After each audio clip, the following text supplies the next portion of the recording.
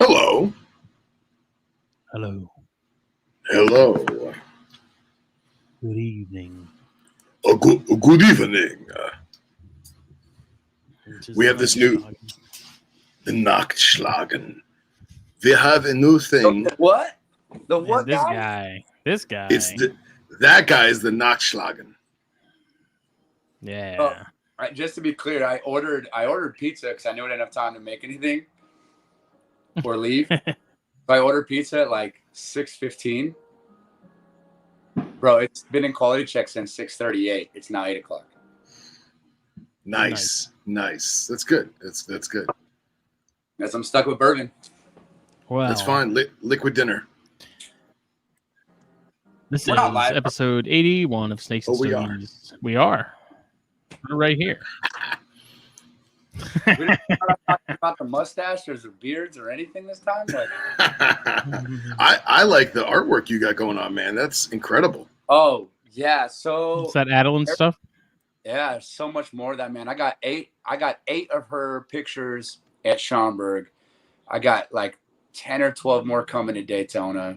I'm literally doing this whole wall, and that whole wall from the chair rail up, and nothing but Adeline stuff, man. That's awesome. Every square inch. We got to get her on a show. Yeah, listen, Yeah, 100% you do. Oh yeah. I have one of those little 2x2 inch mini canvases of a chondro that she did about a year ago, and it's like I love it. Like it's like I had put it in a little fancy case that I got off Amazon just to like protect it because it's like legitimate, art. Like it's. To be fair, it'd be super weird if it was a It's in my 2x2. room. So. Wasn't a mini Condra. Is my music too loud? My Zen music? I have that when I'm working. No. I know you. I You didn't had it even last hear it. time. No, I can hear it. You had it last time when you were in the No, camper, I'm listening to music. and I can't. and it was tranquil. I love it. It's good. Weirdly soothing. Yeah, look at your wheatgrass behind you. Yeah, man, it's pretty sweet. Pretty sweet. Freaking hippie. Well, this is episode 81, ladies and germs. And tonight we are joined by the one and only Mr. Brent Schultz. And this wonderful show and all that is brought is provided by the fine folks at Puget Sound Pythons. Radiator. Check them out. Yeah. Check them out. I was like, I pointed. Gendra. No, you gotta. It's backwards, Brent. You gotta. It's Go the other dude. direction. It's hard. I It's can't that get it way. right. That way? Yeah. Yes. There the There way. you That way. There you go. Watch this. go. Yeah. Like this. Well, speaking of Venom Life Gear, this little number came in the mail the other day. Ooh. You can't really see it, but it's the Palamas hook. Oh, Mike nice. Clarkson's signature Palamas hook. Mike would be happy to hear that. I have basically I have what is the not pretty version, I guess. It's literally just like the other one that I took to Texas is pretty much the same model, just without the hydro dipping and all that stuff because I needed something sort of short notice. And I freaking love this hook. Like it's not very long, so I think this is a 30, give or take. And I actually like it. Like I do have to have a slightly bigger luggage bag to fit it in there, but it does fit like corner to corner, like diagonally. And it's the perfect length because you're far enough away from stuff that can hurt you to where you can't get hurt, but you're close enough to where it's like you can bring it with you. I keep the other one in my car, right, like alongside the inside of my console. And I'm all about them getting hooks, man. Love it. So it's so funny, man. It's like there's something about you guys in the universe, how it works with me. And look at that hat pin. You got your little. My hat's in my car. It's all sweat stained from Texas. Don't worry, man. It's Daytona in a few weeks. You'll get another one. Yeah, I'm gonna get another one. I plan to. Hey, so it's so funny, man, because I feel like you guys must get like this crazy tingling in your ear every time I have something new going on. We can sense it. Dude, I'm telling you, man. I'll be in the bathroom taking a leak, and all of a sudden it'll be like Brent has something new he's doing. No, a different kind of tingle, but yeah, no, because Yeah, Venom Life and switching over some Get Hook stuff. About to launch a crazy new whole line of online apparel only, from swimsuits to flip flops, bro. And that's coming out real quick. And I'm also now on a new project with You know. I know, man, it's a lot. So I was brought on to Code Venom Trauma Solutions training, and super cool project. I can't talk a ton about it right now, but and I'm still fairly new to it. But I'm coming in as a co-instructor with Jen, and we're going to be doing a lot of really, really cool stuff with that training. Man, I'm super excited about it. Awesome. Yeah, Get Hooked is going away. So you heard it here first, like you always do with me. Somehow these guys always know, and every time I'm new news, these guys get on it first. So it's always you heard it here first every time, no matter what. And Bill Bradley, who is also a fellow THN folk, he was at Schaumburg because he saw. I'm sure he saw Billy, and he saw. I think Casey Cannon. He tried to fight Casey Cannon about one of Casey Cannon's many questionable opinions. Which I think is hilarious because from what I gather, Casey didn't realize it was him at first. Because, like, we only see each other from the clavicle up. You know what I mean? So all of a sudden he's got this large, scary, red-bearded man going, Casey Cannon, I'm going to fight you. Didn't actually try to fight him, not like... Yeah. And Casey's like, what did I do? I don't know this guy. So... I actually remember that in the elevator. He had the black shirt on with the I mean, I remember that very, very clearly. And I was like, not sure about those Snakes and Stogie guys. Definitely the network guys. But So what you're telling me is that my Get Hooked equipment that I have now is now going to be collectible, and I should not use it anymore. I should just get new. I mean, yeah, that's one sales point for sure. I was super, super specific with the branding with Venom Life for the last 2 years since it came out, man. And I wanted to make sure all, Venom Life on the words, whatever. But now a lot more into kind of the educational messaging through it. And now that we have the Nike, now I can just put the swoosh on stuff, right? And I can actually get away with a lot more, getting a lot more messages out there with the apparel stuff, and just putting the logo on it as a Venom Life product. And for the same reason with Get Hooked, when we started Venom Life, I wanted to make sure that the Get Hooked name was already a well-established name. We have good quality hooks. People like our stuff. Some people like us. So I wanted to make sure that we kept that name, and it was synonymous with Get Hooked. It was a brand offered by Venom Life. But it's time. I'm officially pulling the plug on that pretty much after Daytona. And we will now be offering all of your classics, all of your favorites, and a couple new lines as Venom Life snake hooks. And I like it. And Get Hooked. It's good. It is. So now I can look at that little Get Hooked label on my smaller, small hooks and just remember the days. Baby. When Woody's blood pressure was probably considerably lower. Yeah, definitely. If anything, it's only going up from here. Yeah. I actually, and the more I joke about it, I kind of do want to just retire. I just got to get new stuff that says Venom Life on it now. Yeah, you can never have enough. You can never have enough. I've got 3 hooks in my car now. Like one in the backpack, which is my old Midwest one that I bought forever ago, and then the Venom Life stuff ride shotgun. Bitch. So. Well, that's like I have I'm gonna one up you, Justin. I keep 3 hooks and a set of M1 tongs, and I have the Venom Life gear hook bag that Woody gave me, so they don't like clack around and they stay nice in the trunk.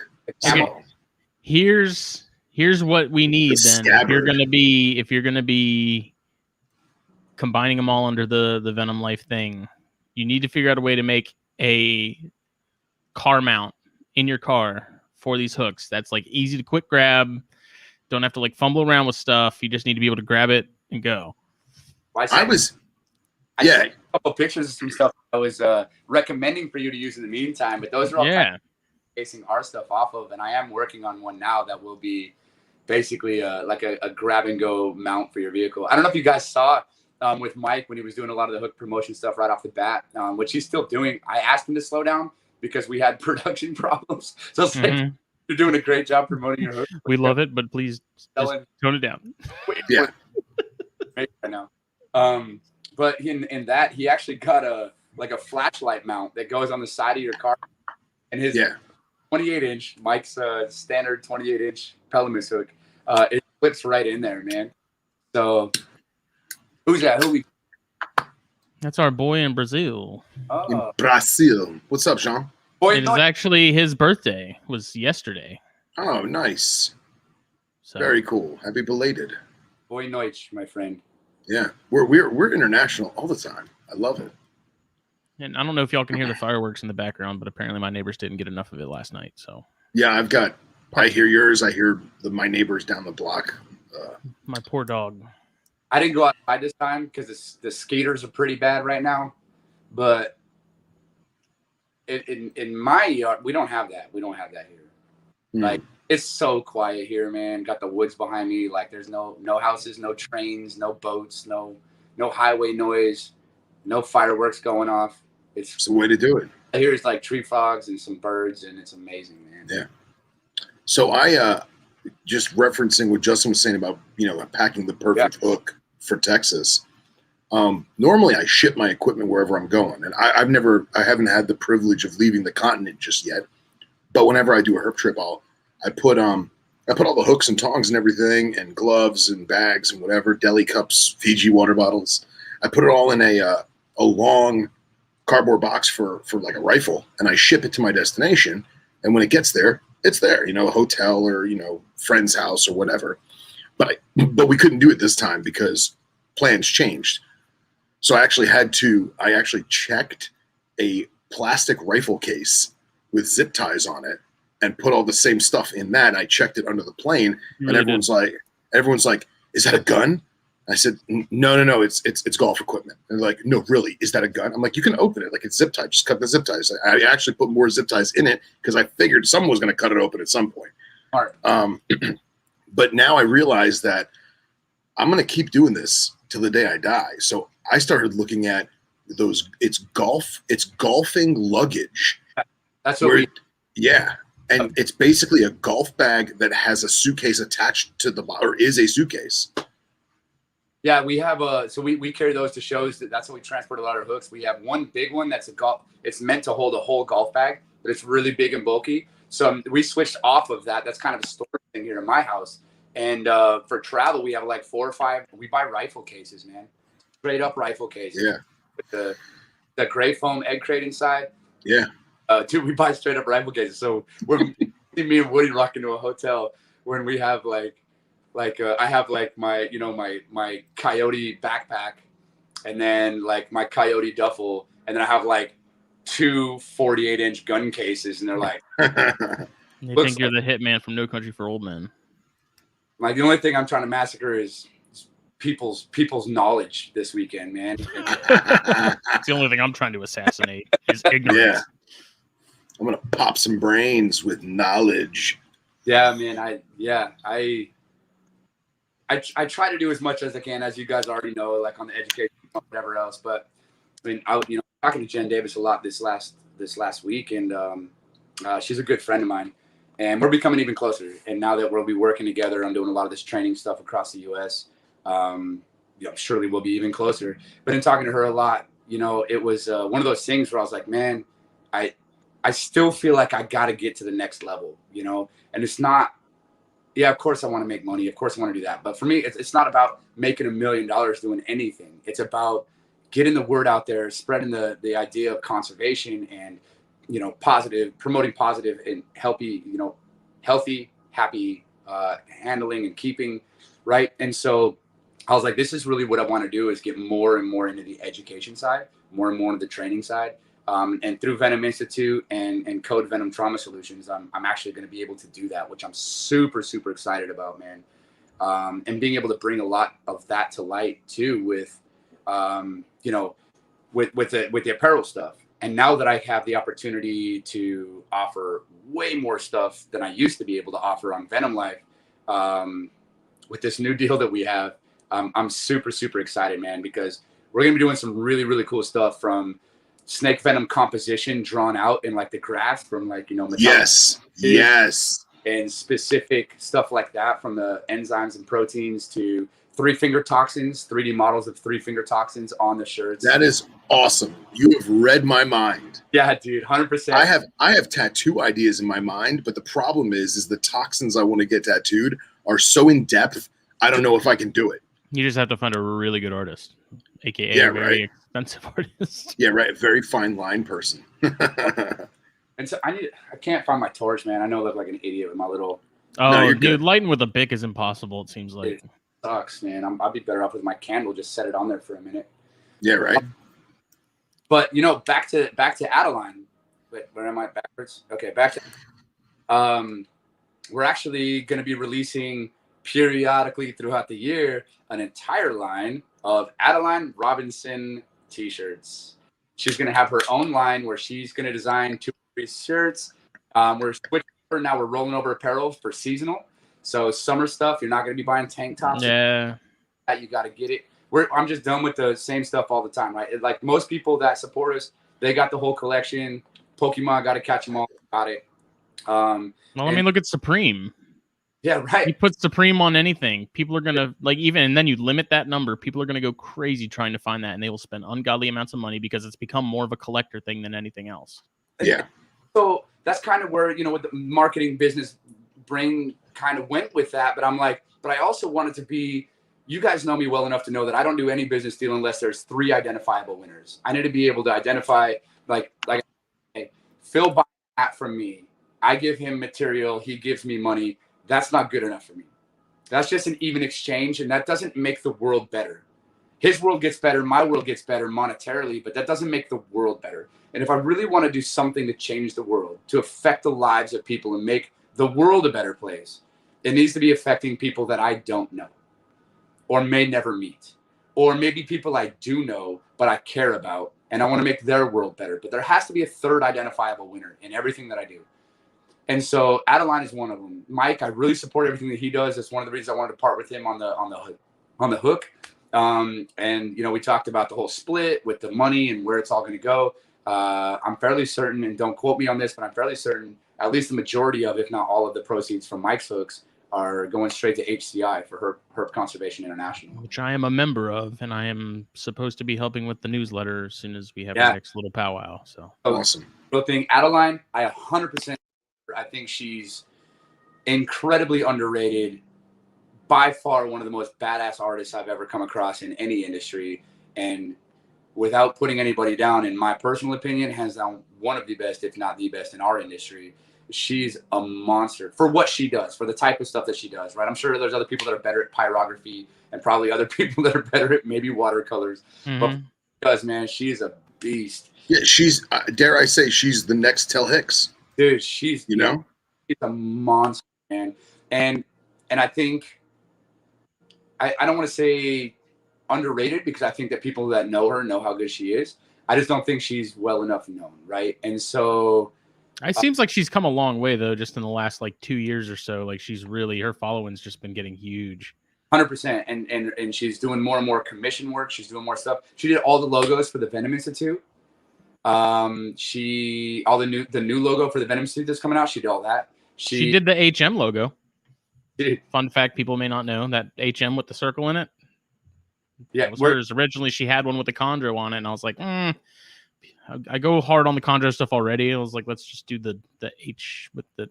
I probably should have done the HM thing, but that would have been a nightmare for shirts. And she deserved it. She deserved it. I'm doing. I mean, this Lakeese's, I'm doing that full out or something just like it. I don't know if that one's available, but I want to do something just like that, just straight up on a black T-shirt, the whole thing. She's done Carbonfest logos too, and now I have a way to print those. I'm not print anymore, so I have the opportunity to do that, and there's no way I was going to miss an opportunity to work with her. So hers is going to rotate in and out too. So we'll have Adeline Robinson. She'll have a line, maybe 2 or 3 shirts, and then In summer, those will be done, and rolling into the fall, we'll do some new stuff with her, and that'll be very same thing, collectible, right? Like where you got to wait till fall to get the next one, and then once the fall's done, we're not going to release it again. It's going to be off commission. Nobody uses it again. I'm probably telling more about it than she even knows yet. We haven't even been that in depth yet. That's good. That's good. I was just coming, and she can't wait. I know that. We've talked about it. So we're just working on the details now. I had to lock down a place that I could do that type of printing. And so now I have that. So we're going that route now. So yeah, so many cool things to announce, man. I'm so glad you guys brought me in. Listen, to be clear, I also don't want to sit here and talk about me the whole time. I feel like we don't talk about Phil's mustache enough. What? Ooh. That was nice. Do that again. And Phil has the hat pin. We got the hat pin now, so we're working on like a lot of little new stuff that it'll be fun for people to have. From, like I said, flip flops, man, Venom Life, watch bands, Venom Life sunglasses. Like I'm with Cox. I love it. All next level, man. And not the brand. We're going like just super excited about it, man. So I'm so glad I get to come on and talk about all the cool shit I have going on again with you guys. So well, real quick. Hold on. We're 23 minutes in. We haven't talked about cigars yet. So Brent, what are you smoking tonight? Oh shit, man. So check this out. I spent a lot of time today, and I have witnesses if you want fucking references. I spent a lot of time today looking for cigar places, and apparently the few decent ones we had in the Lake Charles area all got destroyed in the hurricane and are no longer reopened. I preface the fact that I got the Backwoods 5 gas station. Old Faithful. But man, I'm telling you, they're not bad. They're not bad. They're actually pretty damn tasty. So I'm like, if I'm gonna have to go, not Maduro, not Shorty, like gas station special. But of all the gas station specials, those are the ones to get. The top shelf. Yeah, that's what I man. Like I got that. I got a Mick Ultra, a Candle, and some Gentleman Jack, and apparently no Dominoes. So hey, that's the trifecta right there. I love it. Smitty, what are you smoking? I'm smoking a Diesel. This is the Whiskey Row line, so this is a bourbon aged something. It's not bad. There you go. You got to use a little sidecar there. Yeah, but I have to be able to cut this off and relight it. All right, carry on. Yeah, so this is one of like the infused. I like these because they're not like in your face infused.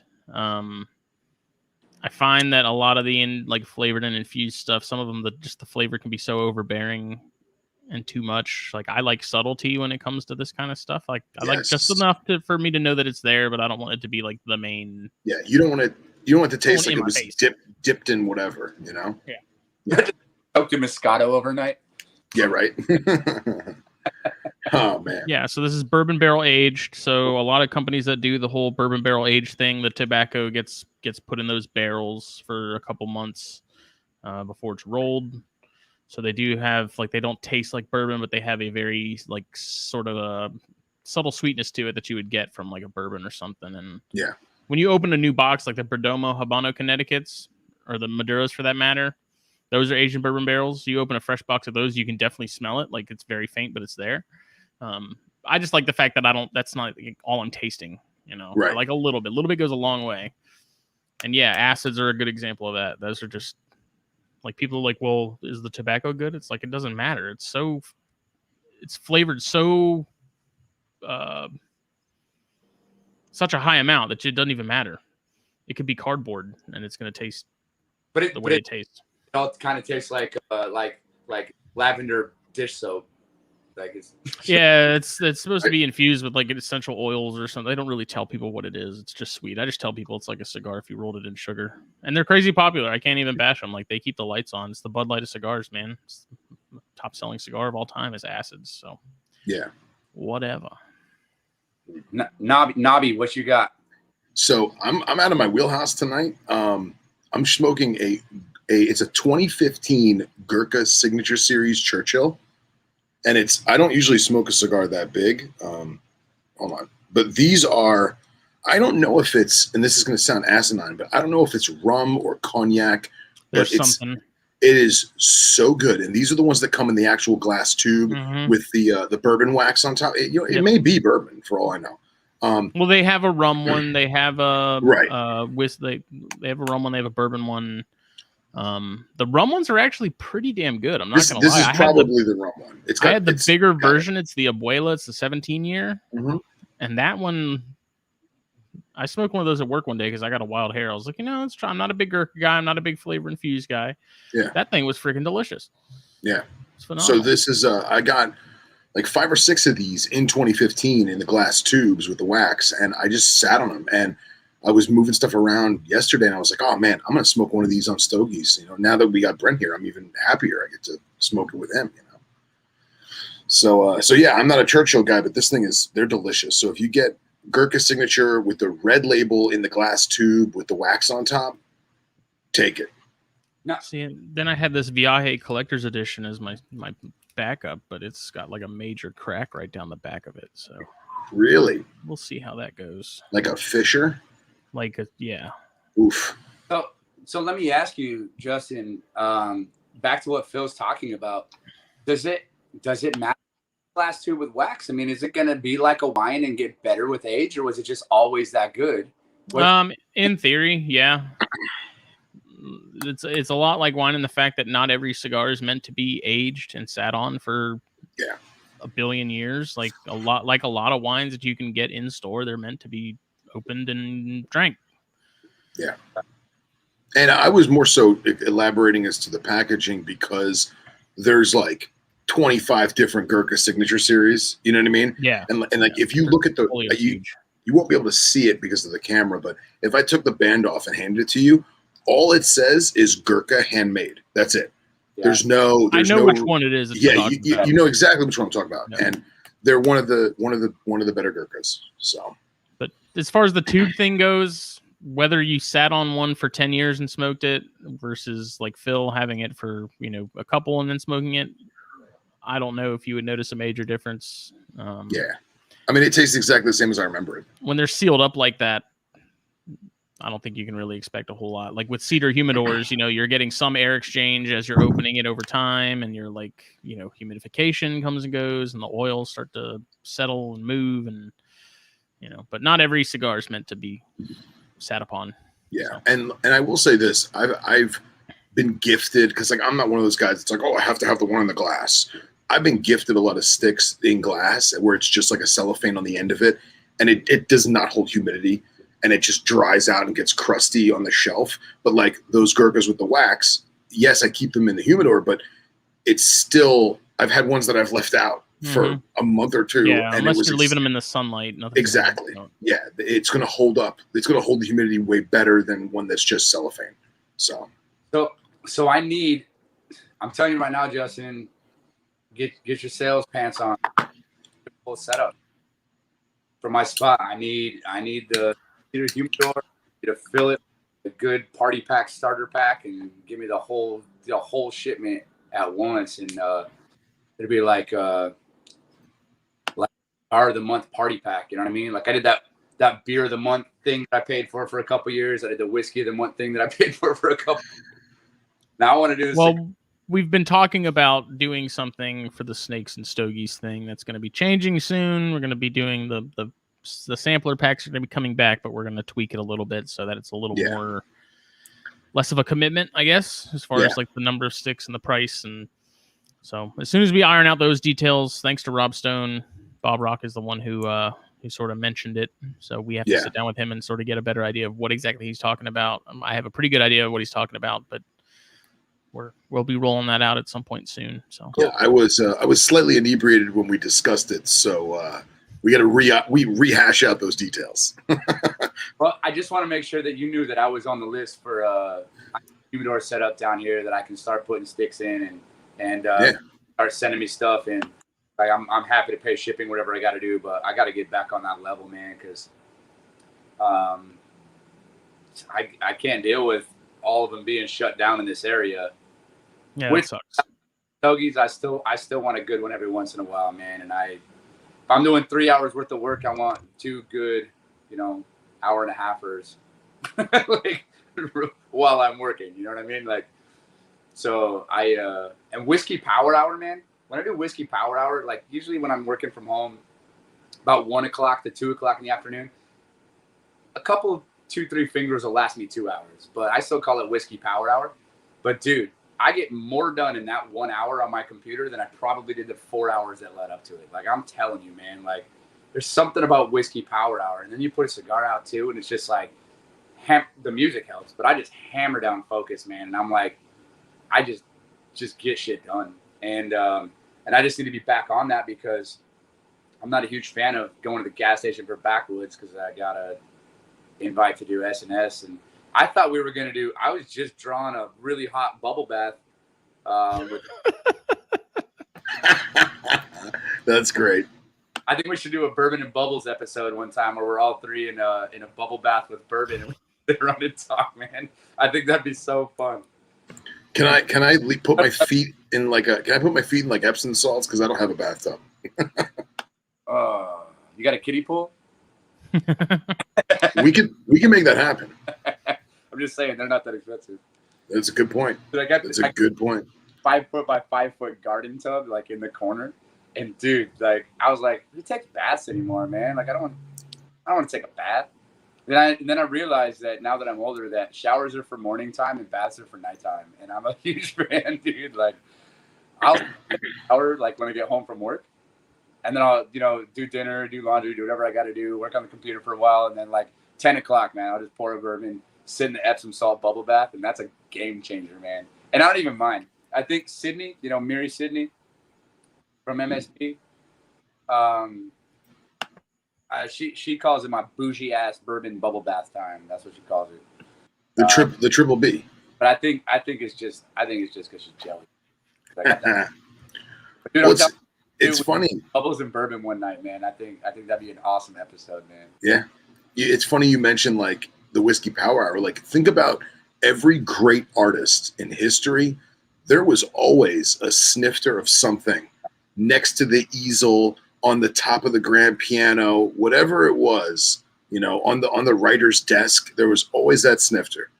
Yeah. Some of the greatest poets in the world, greatest artists, greatest musicians. I agree, man. And I think there's something weird about it. And I don't know if because I was a musician for so long, for a decade and a half, I did that before this, but I don't know if it was just that or if it's like something chemically, biochemistry wise, that like, it just opens up different synapses. I don't know, man. But it takes the edge off. That's it. It allows for a level of creativity and free form flexibility that you can't get if you're too focused on your own shit, too in your own head. All great artists will tell you they're their own worst critics.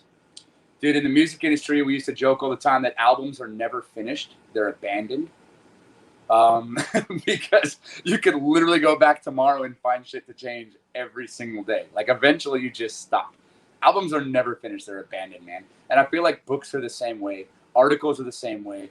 Justin will probably agree that, with editing podcasts, editing the magazine, like there's always more he could do and probably wants to, but at some point you just got to call it quits. And I think that with whiskey, that's what I call it. But my whiskey power hour, man, I don't know, dude. I just hammer shit out. I'm just like, I just go with it, man. And when I'm done, I'm like, I'm really happy with this product.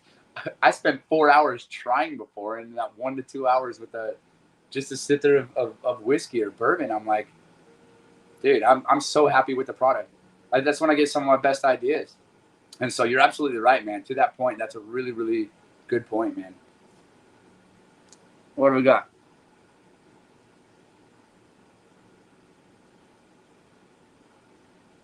Oh. Touche. So I was. By the way, the Herpetoculture Network does not condone the use of alcohol while handling venomous reptiles, discharging firearms, or any projectile weaponry, or as well as operating a motor vehicle. Operating large machinery. Fair enough. I wanted to ask, did Mike actually sign these? Yeah. He didn't hand sign every single one of them, but that is Mike's actual signature. I was gonna say, well, this one looks like it was done with like a pen, like on it. I just couldn't tell. No, that's he did not sign every one. I wish that he could, but anybody that knows Mike knows that he's a pretty busy guy as well. But no, I mean, he did. He wrote that in pen, and I took it digitally, and we put it on the stickers, and the guy doing the stickers for that did a really good job of making it look like an authentic signature. But that is I did. Signature, man. So that's his signature series, and that's Mike's signature right on him.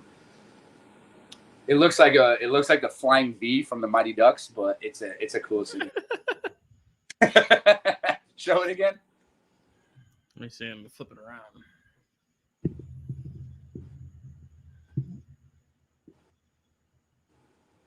Yeah, it's Focus, damn it. Yeah. Well, it looks like the number 4 when it's blurry. It's a super cool signature, man. I love it. It's just like the grip. I freaking love the grip on this thing. The flat top. That is the lambkin. Yeah. Lambkin deep etched.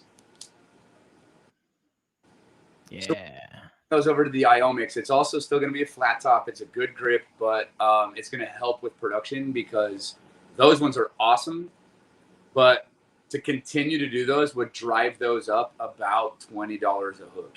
And I think that price point, just because they're so limited, right now, they would go up almost $100 a hook. And those are already not that cheap to begin with because it takes a lot to do that custom work from that custom hydro dip, which we do hydro dip on a lot of stuff, but that hydro dip is exceptionally more difficult. The sticker factor, right?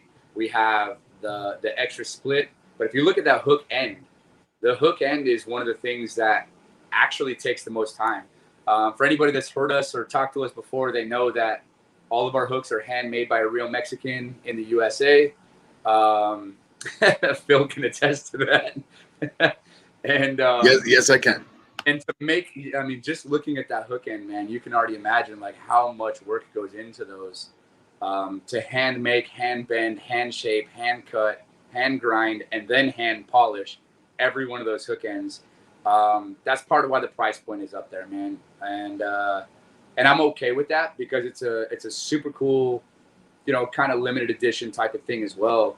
And I still think it's a decent price point for what we offer. I don't think it's astronomical. Here you go, a little slideshow of Down and Dirty, the Venom Life Lab. Gendra, I'm looking up what episode we had him on. It was just me and him that episode because Jake was busy or something. Jake wasn't there that episode, so it was just me and Mike. I'm looking up the episode number right now. Yeah, man. All of those are just hand-shaped, hand-bent, hand-cut, hand-polished. I mean, it's like it's all done from scratch, man. We just buy stock steel that's got rust on it, and we turn it into those things. And that's this is probably, not to cut you off, my apologies, but this is probably my favorite set of photos. So he has this bar stock right here, right? And just like photo 1, it has a slight taper. And then it gets a little more. And then it gets a little more. And then now it's a straight up point. And by the way, this picture is a great picture because the belt is rolling at like, I don't know, 1,200 RPM. But you're gonna say it looks like it's sitting still, man. Yeah, exactly. And then he switches belts and switches machines, and now he's honing it, and shaping it. You can even see like the flex in it about how much weight he's putting into it. And then it all just gets hand done. So, sorry, go on, man. No, that's all I was saying, man. I was just saying that like there's a lot of work goes into it. So no, you taking over was perfect because that's what I was trying to say with words, but you did a much better job with pictures. And like the meticulousness of him literally sanding the tip by hand, like it's straight up Americana craftsmanship. 5-micron polishing cloth that's like 5,500 grit. You can tell it looks like cheesecloth, man. That's that's what he does with the polish, man. Like absolutely crazy. Takes all the burrs out. He does all of that by hand, man. So, you know, honestly, I hear often that like we don't charge enough for our hooks. I do hear that a lot. But the margins are where I want and need them to be able to grow successfully, to grow slowly at a decent pace and make it available for everybody, including kids and starters. And that's where we want to be, man. I'd rather move more product into the hands of people that want and need them at a lower margin than crank it up because we can for the quality factor and have a lot of people miss out. I don't want to cut ourselves short. But yeah, that's what happens, man. Crazy to see. Oh yeah, and I tell you, I'm addicted to my lambkin pistol grip that I have on my custom hook. Yeah, and like now I know that I'm gonna have to get another one because you're not using the lambkin anymore. Yeah, I think we honestly only have a few left, man, and we could probably still get the lambkins here and there, but as it sits right now between COVID and what they're still, by the way, saying shipping lanes being closed for 24 hours. And like, I'm like, we're still talking about that. We're still dealing with it. But just so many things in the industry that make it really difficult to get certain things. And that deep edge grip just happens to be one of them, man. And it sucks because it's a good grip. However, the Iomics, I don't know if you guys have those. They're becoming our new standard. Yeah. So I actually, I just ordered a standard 30 for my girlfriend for her first snake hook. Yeah. And we got the Iomac on there, and that thing, it feels good. It feels real good. It's not quite as, it's still grippy. It's still ergonomical. It's still super comfortable, easy to clean. It's a great grip. You have the flat part on the top for indexing. So when you're working with venomous stuff, you have this flat part on the top where. Mm-hmm. Oh, that's what I have on the other one, on like the prototype one that I have in my car that I took to Texas. Is that grip too? With venomous, like I know right without looking, I know right where the point is. Right, I can do that all day long. If I got to switch quick, I can switch quick, and it gives you that ability to just index really fast and know where the point is without having to put your eyes on it. Obviously, yeah, and like feel for it in the dark or whatever. It's so comfortable, man, and I think. Adds to a safer working environment and comfortability, especially if you use them often. Just that whole ergonomics, just to make it more long-term use, you know? Yeah, an extension of you that is not only manipulatable, but also well balanced, and you can build that muscle memory, build those gross motor skills, and fine tune them. And I put the other hook that I took with Texas. So the other hook that I have that I took with Texas is basically this same hook, just without the hydro dip and the the sticker and stuff like that. It's like the raw version, more or less. Let me see the hook end. It's that same bullet tip canicular. Yep. And I put that thing through some, like I purposefully tested it when we were in Texas with some rocks and some heavier stuff, and no flex. Like it did great. It was rock solid. Awesome, man. I love it. And don't forget, for all the listeners, that you have a discount code. Yeah. So the code THP. THP10. Is that right? I think it's just THP. I think it. Pretty sure it's just THP. Yeah, I'm pretty sure it's just THP. I have the photo real quick. I'll pull it up. As we speak, THP. I can change it on my cell phone. But I think you guys might be right. I think we made the first one after my very first episode, and then we changed it to simplify it. But it is okay. So it is TH, which is 10% off of all products at venomlifegear.com from hooks. Yeah, 10% off everything from hook to t-shirts to hats and hat pins, venomous stickers for your buckets, and soon everything from ladies' pencil skirts and white Doc Martens to flip-flops and swimsuits. Nice. Apple iWatch. We're gonna offer some Venom Life condoms. No, man. Like, I only worry about one kind of safety, and that's snake hooks.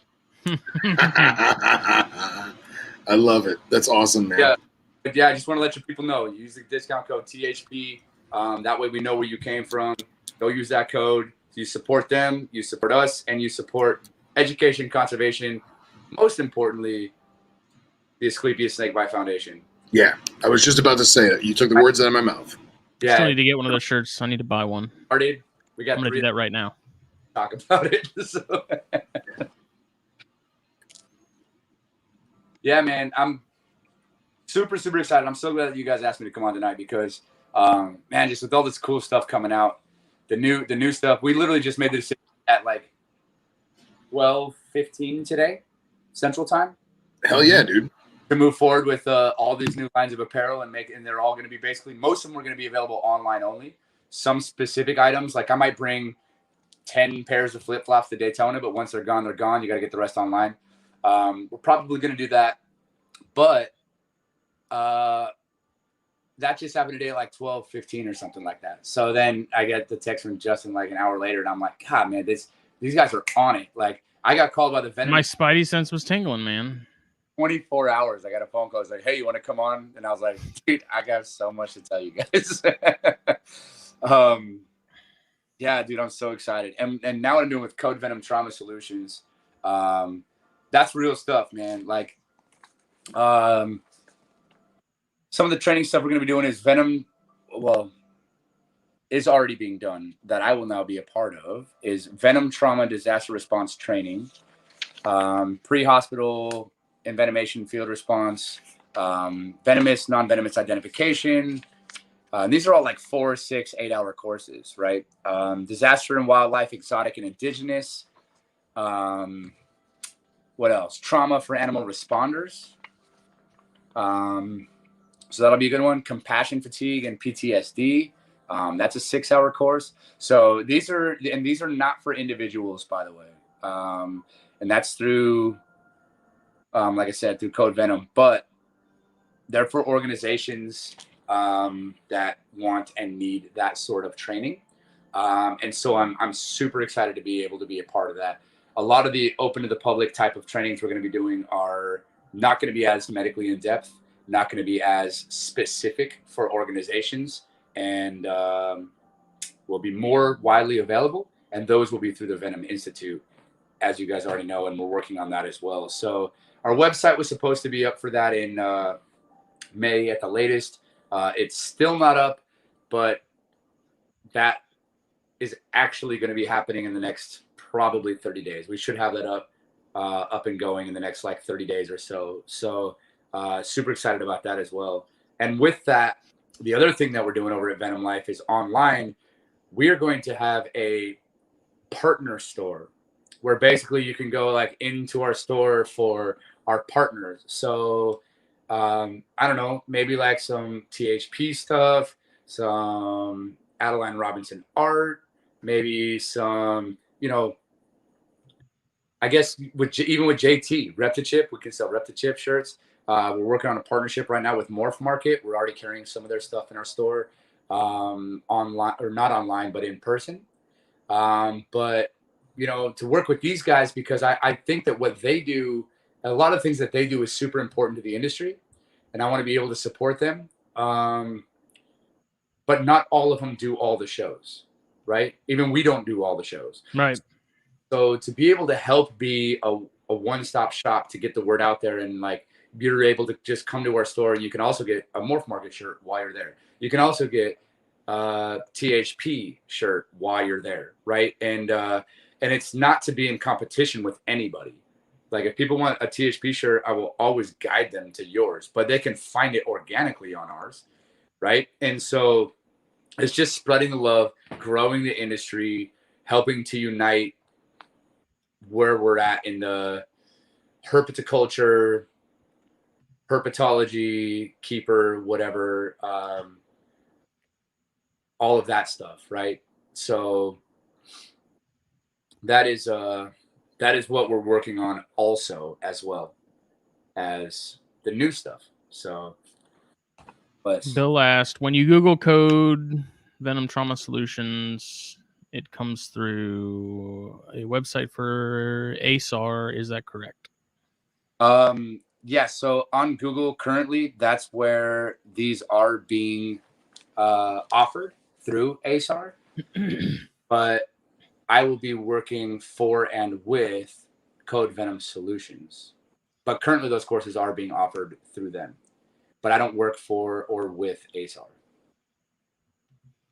Phil, did your ASF shirt, did it shrink a good bit after washing? Should I go like a size up from what I normally do, or did it seem to hold pretty well? I would say it. I've only worn it like 2 or 3 times, and I probably washed it twice so far. So, I would say that it didn't, but I will say it is that material that big guys like us tends to cling, you know. So it couldn't hurt to get a size up. So, but dude, I'll tell you, the material is really nice. It's a good shirt. I love wearing it. I need to get more. ASF shirt? Yeah, that ASF blue is my color. Yeah. No, it looks great on you. It does. It does. Well, everything on you, Phil.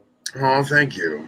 But I want to make sure that, I also want to be able to, and I'm working with Nick and on the fundraising committee with a couple of the other guys as well. We're working on, currently, actually, we have a meeting Wednesday on offering more stuff for and through ASF. It's just such a cool logo. Yeah, it's an awesome logo, and it's an awesome cause. Yeah. Super awesome cause and a really cool logo, man. Ray Morgan actually did that logo, and he knocked it out of the park, man. Yeah, and anybody that knows Ray, Venom interviews, he killed it, man. That logo is awesome. And it's very, very cool that he did a notable African species. Yeah. Cool color. Yeah. And it wasn't a mamba or a cobra. That's right. Yeah. Notable, but I think highly underrated. When you think African species, like obviously everybody thinks about like gaboons and stuff sometimes, right? If they're in.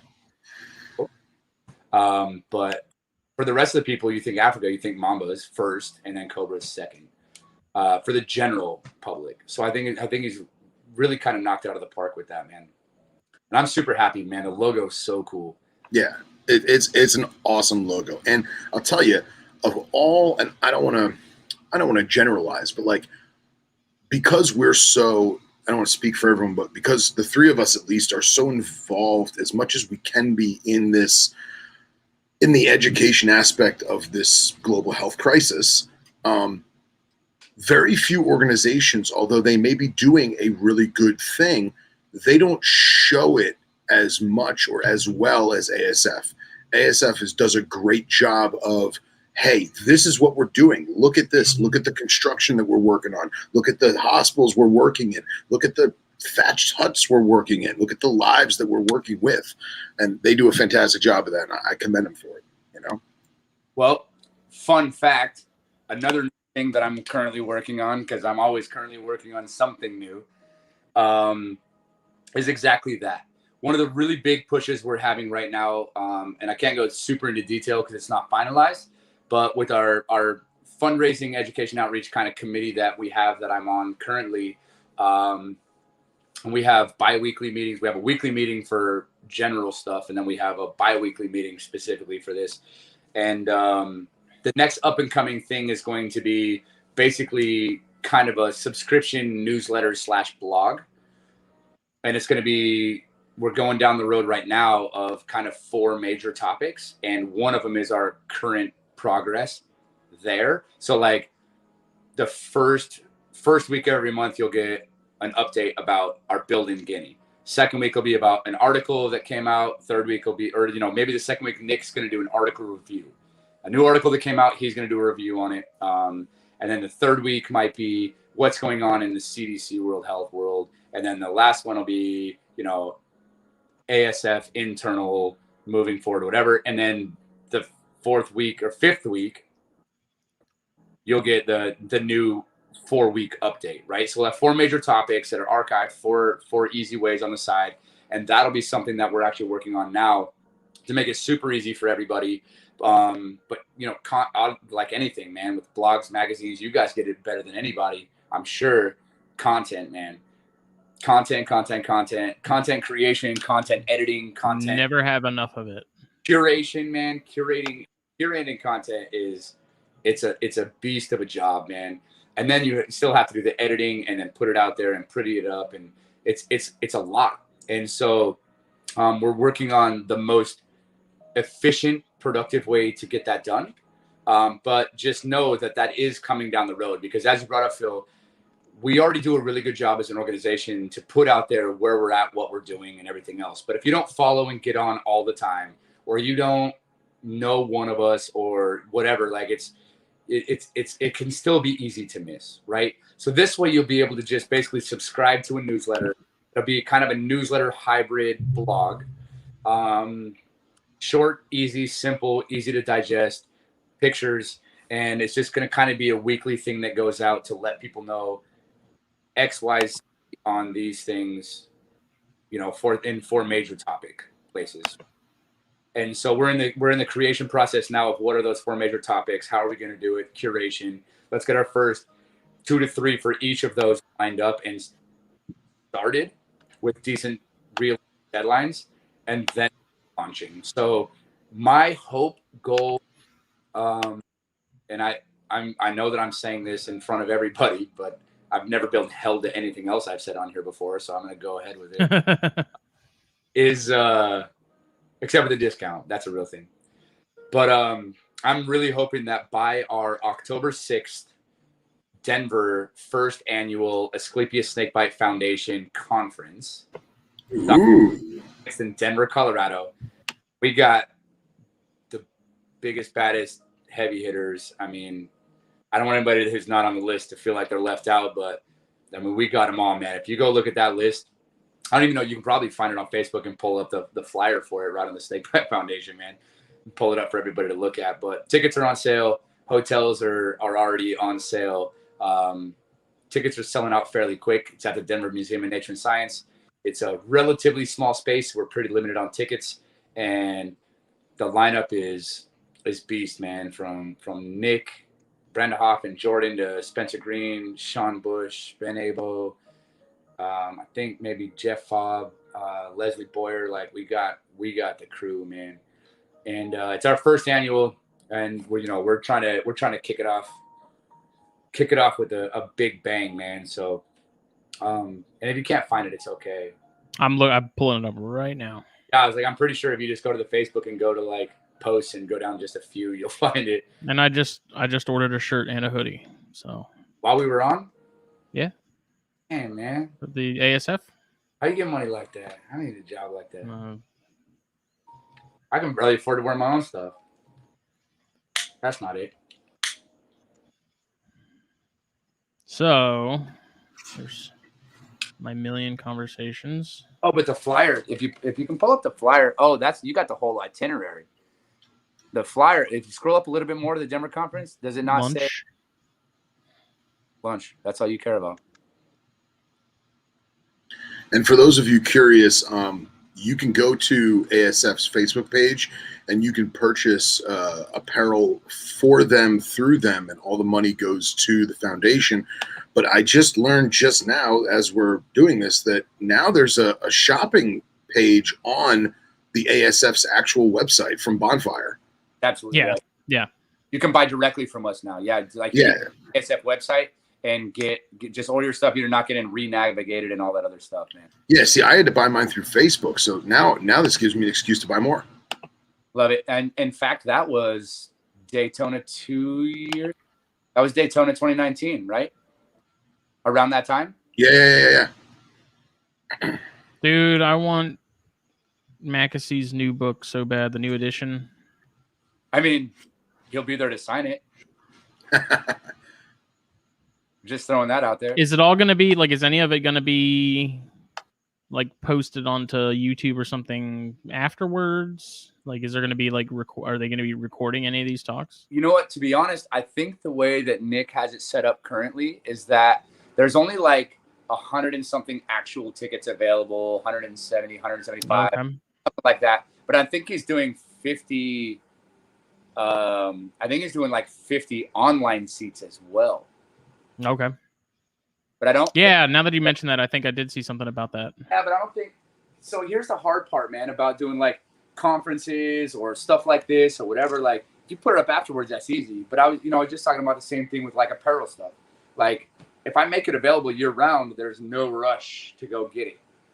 But if you know that shirt, as soon as July 31 hits, Adelines, that shirt is no longer going to be available, and we'll never bring it back. It creates some urgency, right?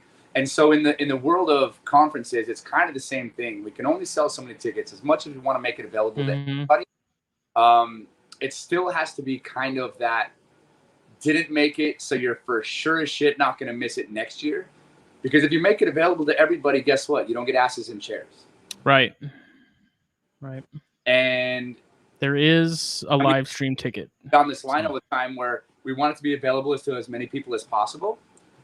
But at the same time, like, if you make everything free to everybody, you know, how does that well work? I mean, them being filmed after it's done, like say you wait like a month or two until after the event is come and gone and you had your attendance, or recording them and then having them to where you can release them and people can pay for them after the fact. So a lot of those guys, what I would like to see happen is a lot of those guys to basically do like kind of a interview thing where they redo it. I mean, I don't know. I honestly haven't talked to Nick about it, or it hasn't been brought up to my knowledge, unless it was one of the meetings that I missed, that was going to be a thing. I can certainly find out for you guys. And I mean, there's a very good chance I'll buy one of those online tickets and just watch it while I'm at work. Because there's like the lineup is just, that's awesome, man. Dude, the lineup it's a beast, man. And you pull up the actual event, but there should be a post with just the speakers on it. Yeah, that's what I'm on right now. Here, I'll share it again. That up, like you could show that real quick on here. Yeah, and anybody who's apprehensive about doing the virtual, viewing, it's a great thing because you're still your ticket's still donating to conservation, to education, all that, and you're going to be part of it. You know what I mean? I mean, you're not just going to get the inside jokes. You're going to learn a lot from the leading people and what we already Google on our own. So. Dude, and these guys, man, like these talks are going to be no joke talks, man. Like a few of them are going to be talking about what's going on over there and our work, like Jordan has been doing in Africa for a while. Like talks about that stuff, but the stuff that Steve Mackessy's working on an internal level with his research and the biochemistry side of venom, and other speakers about snakebite medicine and pre-hospital care and proper anti-venom stuff and triage, and then it really goes into when you start getting in with Spencer Green and Sean Bush and really talking about snakebite medicine, and they talk about cases that they've had and examples, and I mean this is going to be a full gambit of some of the world's best at what they do, talking about snake and venom related stuff and how it affects the world, how it affects us, negatively and positively, from anti-venoms and research to world health stats and injuries and deaths. I mean, it's all going to be there. And then just general information about cool species. And there'll be people talking about that as well, just, from the herpetology side. But it's really geared towards snakebite medicine. I mean, even doctors and nurses can get CRMREs. Yeah, I think that's awesome that you can get continuing education stuff. Absolutely. For that. That's awesome. And so, and think about it, man. Like, how many doctors and nurses really want to sit there and watch a 2-hour video at the firehouse when they could do that the hours, right? Like, how cool of an experience is that? So, Nick was, when he was really helping put all this stuff together and making this happen, and obviously everybody jumped in and played a part, right? I keep saying Nick, but he's like my main point of contact right now. And what he's been able to pull together with this thing, I was like, man, are you sure you want to do all this for the first one? Like, what the fuck are you going to do on year 2? You know what I mean? It's like buying your kid a Lamborghini for their 16th. My life motto is under promise, over deliver. Yeah, that's no, 100%. And it's been promised as well. But I'm just like, you buy your kid a Lamborghini for his 16th birthday. Like, cool. What are you going to do when they're 21 now? Like, you shot the whole load. Like, what's Yeah, man, I'm just envious because, like, as much as I would love to sit in, like you get to hobnob with the experts, like the leading people in this realm. It's amazing. Yeah, yeah. I'm fairly certain I tricked just the right amount of people into.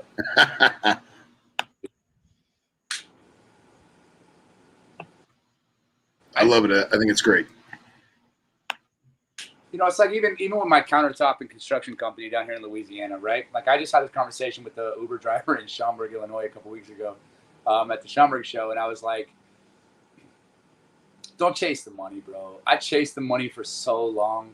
I try to start businesses to chase the money, and of course, I want them to make money and be successful. Of course, I'd be stupid for starting a business that didn't want that. But don't chase the money, man.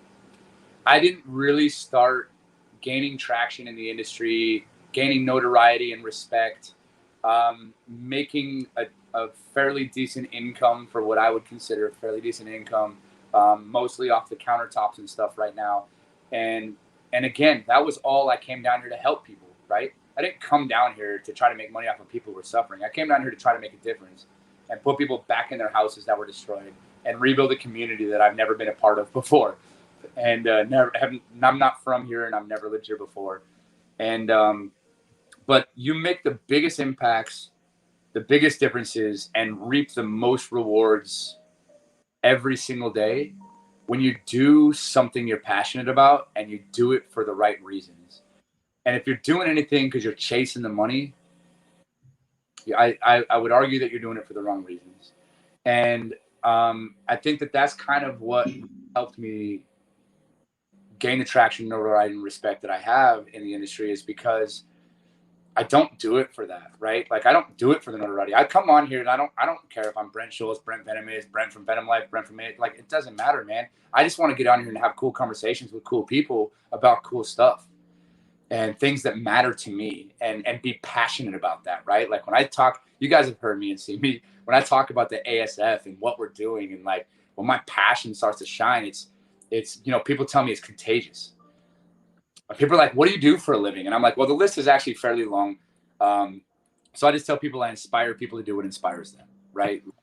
And that whole spiel you just gave is some Gary V shit. Justin, you need to write that down because that's the clip for tomorrow. That shit's, I love it, man. I fucking love it. But go on, I'm sorry. Oh, you're good. I was gonna say like, and that's the thing too, right? Like I study those guys, man. Like everybody, you can see all my books over here. It's not a small bookshelf, PS. Like it's. Oh, and we keep saying we got to get you into Billy's book club too, because I know you got books that we've never seen. So. The Dartha Lapis School for Kids Who Can't Read Good. Profit First. I got signed books by Damon Johns, man. Rise and Grind. Damon John from Shark Tank, the FUBU creator. I have a signed book from him, man. I got a bunch of stuff from Tim Ferriss and Aubrey Marcus and Gary Vee. I have all of his books. And I study that stuff, man. I do that stuff as often as I can. I read that stuff, man. I try to read a book a month, if not 2 books a month, and then do at least 1 or 2 on Audible. You know, put me to a book a week while I'm traveling at the airport, in an Uber, on a plane, like just knocking out Audible books, man. And I think it's super important. And again, for me personally, like I think that that's attributed to a lot of my successes as well. Is I never stop learning, man. Like I don't like to be called an expert in anything. You know, and Jen and I had this conversation today. We had the whole conversation about what it means to be an expert. And I'm like, technically it means you have 10,000 hours in something professionally. A lot of us have surpassed that in a lot of things that we're doing, but I don't like the term expert. In my mind, it's like, I don't want to be an expert. I don't want to know everything that I can. I always want to know more, right? And that's what keeps me hungry, man. And wanting to grow, wanting to learn, from YouTube videos to, I'm like, oh, that's cool. How does that work? Oh, I want to link up this with my Shopify store. How does that work? And I just start reading articles and looking at stuff, and then being a part of the organizations, right? I still need to keep up on a lot of the medicine stuff, and I need to keep up on the tactical training stuff, and I need to keep up on all of these things where I'm always looking for new articles. And Phil, you've sent me a few cool articles, man, and I love that, sharing articles back and forth. And Yeah, dude, book clubs. Like I put out there, even a few of my girlfriends, man, my girl Paige and Megan. I was like, let's start a book club. Like, let's just do a book together. And once a week, we FaceTime for an hour. We'll read one chapter. I can read my other books on my own time, but I'll get one chapter done that week. We'll get together with a glass of red wine, FaceTime, and talk about what we thought about that. Like, I'm 100% down for that. It's awesome. It's great. Positivity, growth. And I think that that's where the drive and the passion sits and lies continuously, man, because I can't tell you guys how many times I've talked to people that have been like, oh, yeah, we saw 37 ringnecks today. After 7, I just stopped. And I'm like, why? Every ringneck is cool. Like, they're all cool, man. Like, I would stop for all of them. They're all cool. But except black racers, those can go to hell. Right, but I still think they're all cool. You don't have to catch all of them. Just sit and watch them, man. Watch them as they disappear in the opposite direction. Yeah, well, that's like Dominique and her friend are down by my neck of the woods for the long weekend, and Anna Marie and I took them out Saturday night. Well, yeah, Saturday night, and we must have seen at least 20 different Nerodia, bandeds, Floridas, greens, browns, and at least 20 of them. And it got to the point where it was like, all right, we don't need to get out of the car. We don't need to take pictures, but let's all at least lean out the window and look at it and then keep going. Because you got to look at them all, man. You got to appreciate it all. Just having the appreciation, right? And it's like, I'm not saying that if I saw 350 of the same snake in a day, which I have before, that it wouldn't get slightly redundant and or boring. And I'm ready for new shit just as much as the next guy. But it's having the mentality of being like, these are all super cool. And when you bring that into everything that you do, you bring it into business, you bring it into podcasts, you bring it into your stuff. Like Justin might get sick of doing so many articles on me or somebody, or on any one thing, right? And he's like, but every Chondra thing that he reads or does, like he has that appreciation for Chondra, right? You could write about those things all day, every day, and essentially not get sick of it as long as you're talking about different things here and there, right? And sure. So that appreciation in everything, I think, is a mentality that has to be trained and practiced. It takes years to practice to get that. But once you have that for everything, you're never sad. You're never disappointed. You're never angry. You're never stressed out. It's just, you can find gratitude and appreciation in everything, right? And not to go too far down like the whole yoga, meditation, rabbit hole, whatever. But that type of mentality, man, you bring that into everything that you do. You live your best life, man. You live your best life in business. You live your best life with your family and your relationships, with your friendships. And I think that that's really kind of where the secret lies in the whole enlightenment thing that, they try to teach in Buddhism and everything else, is it really comes down to finding the great in every situation. Cole, he said earlier that he saw me at Schaumburg having some conversations with kids, man. And he posted that up earlier, and I did. I met a kid that he was a big fan of ours and everything else, and I actually pulled him aside. I was with him and his parents, and I'll never forget it, man. I got chills just thinking about it. His dad was standing behind him, and he was just walking in circles, wiping his tears. And they came up and thanked me probably 10 times that weekend. They're like, that's the kind of stuff that will change a kid's life. That's the kind of stuff that they'll remember forever. Yeah. That's the kind of stuff that we need. You're the kind of people, and those are the kind of information and conversations we need for young people in this industry. Not the stuff you see on Instagram, not that stuff, but meaningful stuff, man. And I'm like, don't ever stop believing in your dreams. I told them I was a high school dropout, and I was a musician and joined a band and all that stuff. But I was like, I decided at 30 years old that I wanted to get back into this, and this is what I wanted to do. And I went full force, man. And now I'm still trying to figure out why, but a well-respected, well-known person in this industry. I got my hands in a bunch of different pots. I'm always working on new stuff.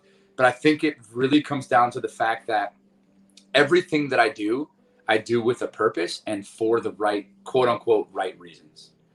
Right? And I think that's a difference maker, man. So I'm just out there for everybody else, from Gary Vee and all those other guys, man. I study those because I take that mentality into everything that I do, and I think that has helped mold my career and my place in this industry. And I think that I have the same opportunity to help do that for others, and I would be silly and or stupid not to take the opportunity to do that. Yeah. And this is kind of mundane compared to what you just said, but what's that? Say it again. And not to mention super selfish. Not to change topics or anything, but going back to like learning as much as you can. I'm an iPhone guy, right? I just recently learned about the Siri Speak feature. So you can highlight a section of text on your phone, and then instead of doing like copy or paste, you just click speak. You may have to go in your settings to turn on, and Siri will read it to you. Why? So I can't tell you how many times I've been, messing around at home before work. I find a scientific paper or a journal or just some blog or something, and I'm like, oh man, I got to get out of the house. I got to go to work, and I just do Siri Speak, and I just listen in my car, or like listen as I'm walking around doing chores at home or whatever. Like while I'm trimming my beard, I'll just have it off. Yeah. Like reading a science article from ResearchGate, and the pronunciation is highly impressive. She gets most. Right? Yeah, she does. She really does. But no, that's a really good point, man. And I think, like I said, man, people are like, how do you know so much about so much? And I'm like, because I'm always learning, man. Like I'm learning about all kinds of stuff all the time, and I want to. I do book after book after book, man, from team of teams and leadership to building your brand all the way down to just like rise and grind, entrepreneurial books to marketing books and you can see over here, man, I was just looking at this yesterday. I just got this out for fun. And I skimmed through it for about 3 hours because it was cool. Animal skulls. That's awesome. North American species. And it's literally how to identify pretty much every North American species of animal just by their skull context. That's awesome. Their foramen are to different points that stick out. And I mean, it's literally like the whole book, man, is just points out key identifying characteristics. So I'm going back through this. I'm like, oh yeah, Cygnodon, that's the hispid cotton rat. Like I remember that from mammalogy and the key characteristics. And then you get into like geomes, and it's like, you can tell the 3 species of geomes, the gophers in the U.S. just by their striations on their teeth. Their 2 front teeth, they all 3 have different striations on their teeth. You don't need anything more than that front tooth, and you can tell the whole animal from the rest, right? So like I'm always just going back and reviewing and reciting. And I'll tell you, trick to remembering all this stuff and being able to use it effectively is always talking about it. Volunteering at Boy Scouts, volunteering at Girl Scouts, volunteering at the Rotary Center, doing conversations, talking on podcasts, doing articles, doing at conferences, whether I'm on stage or in the crowd.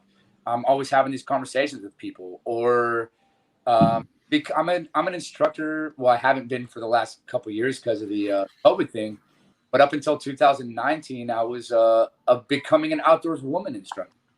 I teach courses for becoming, and I've done everything from snake courses that were 4-hour longs to bats, and I've done courses. All these things, right, for becoming an outdoors woman. And I think just getting out there and using your knowledge, if you don't use it, you lose it, right? It's like a language. Sure. Using your knowledge, I think, is super important. And that's where a lot of us want to be, and I say a lot of us industry-wide, because I say it because I don't give a shit what anybody thinks. I will say that I think a lot of us want to be the smartest ones in the room.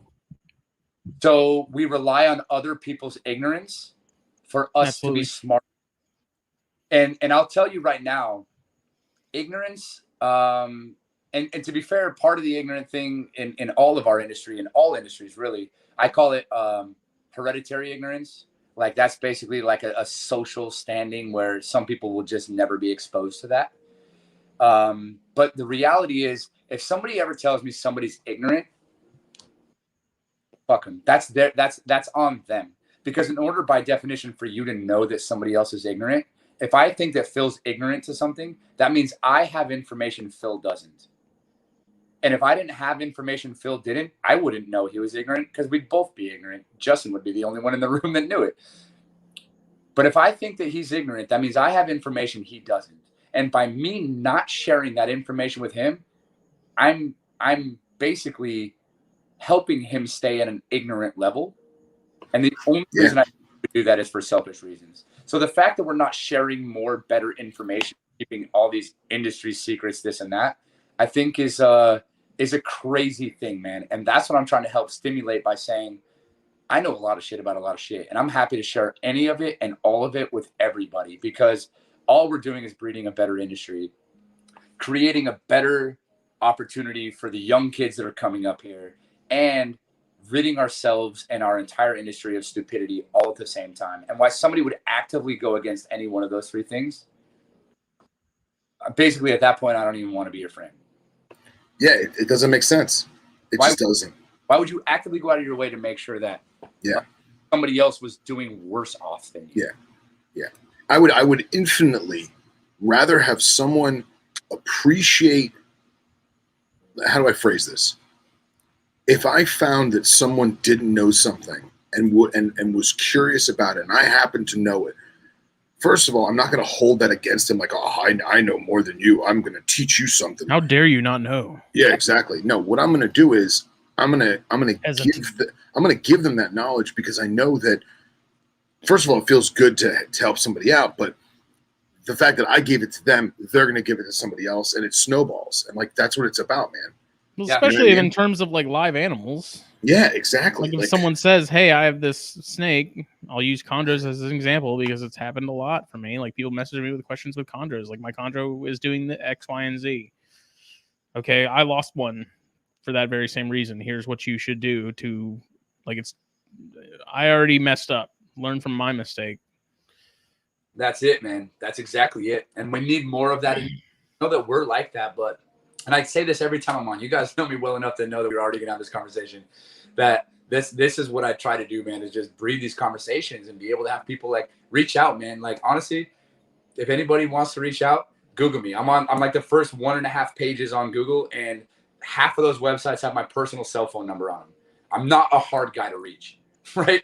Like you could, I'm free of separation from everybody in the world, and just do that. Reach out, man. Text me personally. I don't care. It doesn't have to be through Facebook, whatever. But don't ever feel like I'm gonna think that you're stupid or take you stupid. Because here's the reality: I know a lot more about a lot of things than a lot of people, but there is infinitely more things that I don't know. Yeah, is because I'm not an asshole, and because I share information with people, and because I spend my time and energy trying to bring up other people and the industry as a whole. I have basically, if I don't know, I know the guy who does. Yeah. Right. And dude, it's a karma thing too, man. Like me helping someone else learn something grants me the ability to learn more. And I mean, that in itself is selfish, but it's not, but it is, because I get to get something out of it. I get the knowledge out of it, but I'm also sharing it. Dude, and that's how that's why I remember tens of thousands of scientific names of insects and plants and all that stuff from years and years and years ago. I still use it because I still talk about plants and insects. And I saw a Luna moth last night, and they were off like lighting fireworks, and I'm, spitting off the family names, Saturniidae and all these. I still use them all the time. Entomology is my second love. Most people don't even know that. Yeah. But I got books up here on plant. I got probably 10 books on butterflies and 8 books on plants. And I'm into all that stuff too, right? But here's the thing. When you don't use it, you lose it. And that's a real thing for all of it. More importantly, when I was in college, I went to school from 30 to 34 to get my biology degree, emphasis in zoology. We had a new professor my sophomore year. We had a new professor in plant taxonomy. I got like 120 in that class. And he hadn't been there long enough to have any grad students. So he's like, hey, man, you killed it. You're smart. You're professional. You're older than everybody else. You're well-spoken. I would really appreciate it if you could teach my labs. So for 2 years as an undergraduate, I taught plant taxonomy. Wow. And I had graduate students in my class. That's awesome. Jeez. But what's really cool about that is I'm telling you guys right now, I learned way more as a teacher than I ever did as a student. And I think that that's true for everything. I would teach people, I would put together every study group for every class, from entomology to mammalogy to ornithology, aquatic ecology, herpetology. I would put together all of the study groups, and we get together 10 o'clock at night, 3 nights a week, and study together in the lab. And the reason I did that was because then they all looked up to me as the older one, whatever, to help them figure it out. I'm probably 10, 15 years old than most of these kids, for sure. Actually, I was probably 15 years older than the graduate students at the time.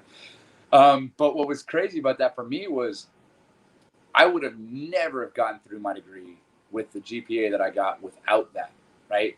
Because I would tell people all the time, you don't truly know a subject until you can explain it in 3 different ways.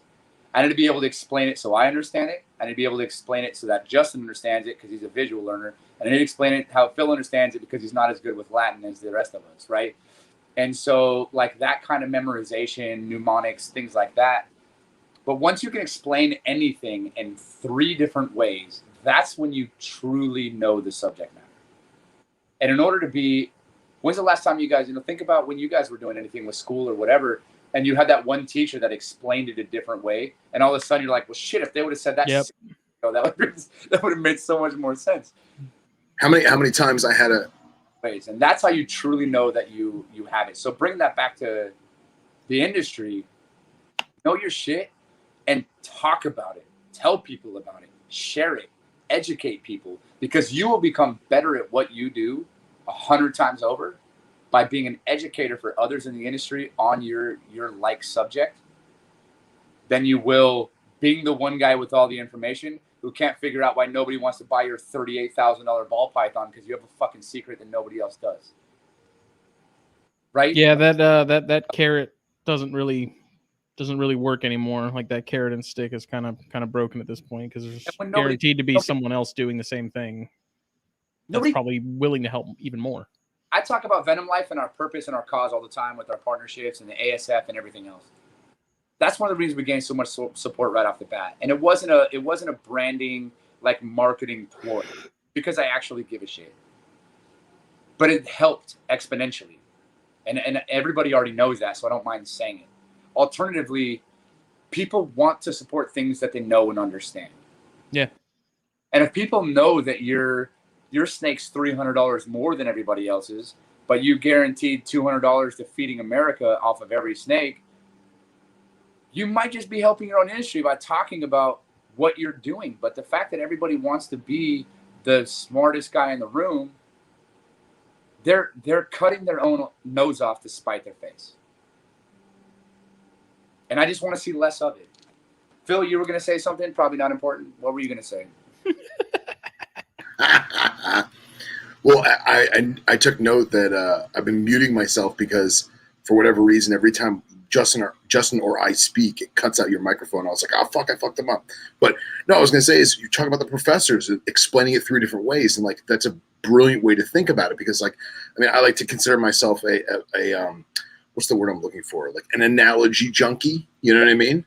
And that is a great way to think of it. How many times, I mean, college for me was a long time ago, but how many times I had a professor that could not do that?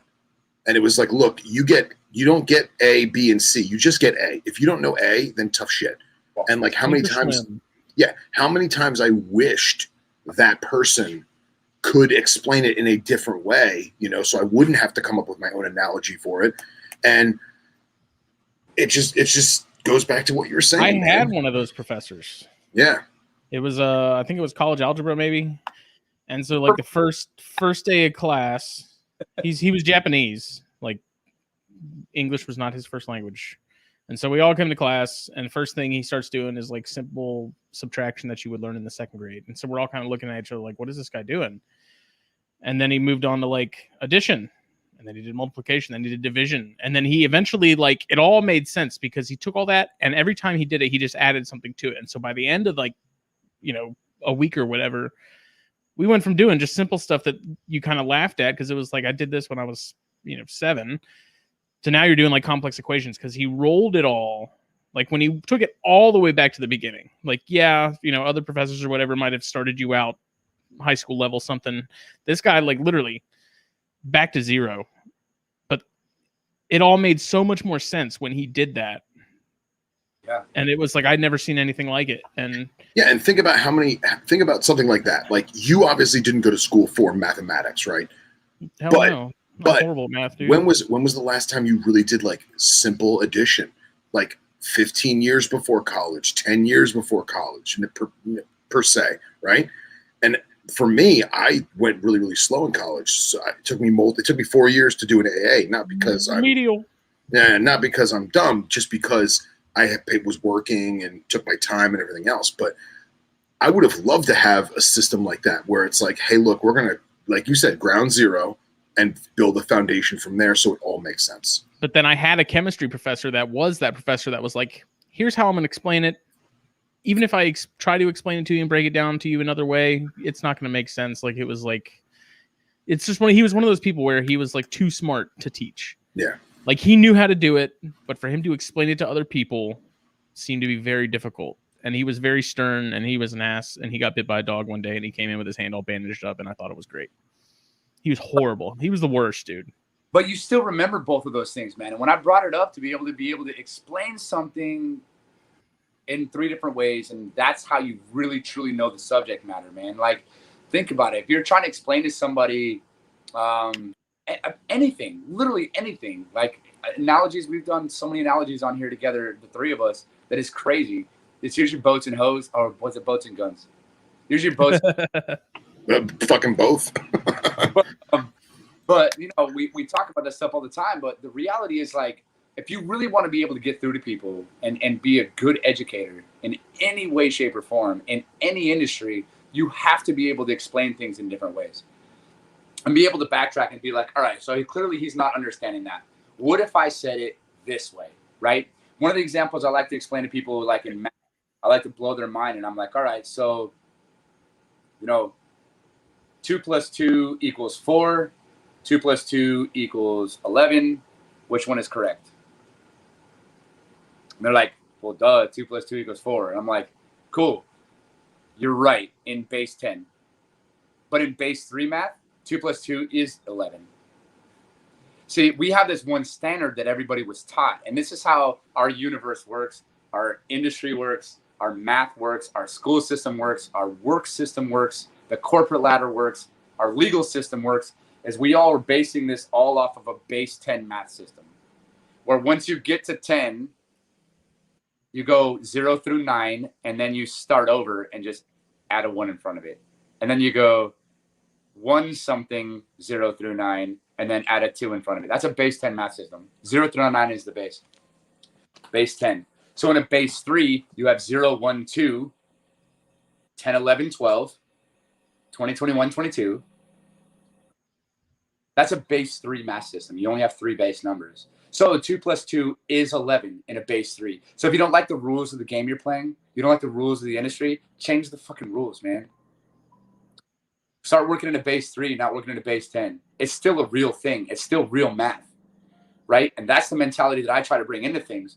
But you also have to be able to explain that to people in a way that makes sense. Dude, the ancient Egyptians had a base 64 math system. Think about that. We have a base 10. At 10, we start over. They counted 0 through 64 before they started over again. That's crazy. Yeah. It's because they had aliens to help them. Yeah, for sure. That's exactly what it was. That's how the pyramids were built, dude. Don't you know? I think those were just giant abacuses and that were petrified. Aliens. Abacus had to be to do a base 64 math system. Yeah. That's awesome. That's awesome. And like being able to explain things in different ways and really analogies, man. Analogies and mnemonics is where it's at. And I'm glad that you brought that up. You're an analogy junkie because we've had so many on here, but I think that it really comes down to that, man. Like, we need more of that in the industry. We need more people stepping up saying, I want everybody who does this snake to have this knowledge to go out there and get it the best they can. And they're not. They're just, a lot of people are, and I don't say everybody, but a lot of people are hoarding information because they want to be the smartest one in the room. They want to be the best. Well, and it's not even, not to cut you off, it's not even the smartest one in the room per se. I was fascinated with species A.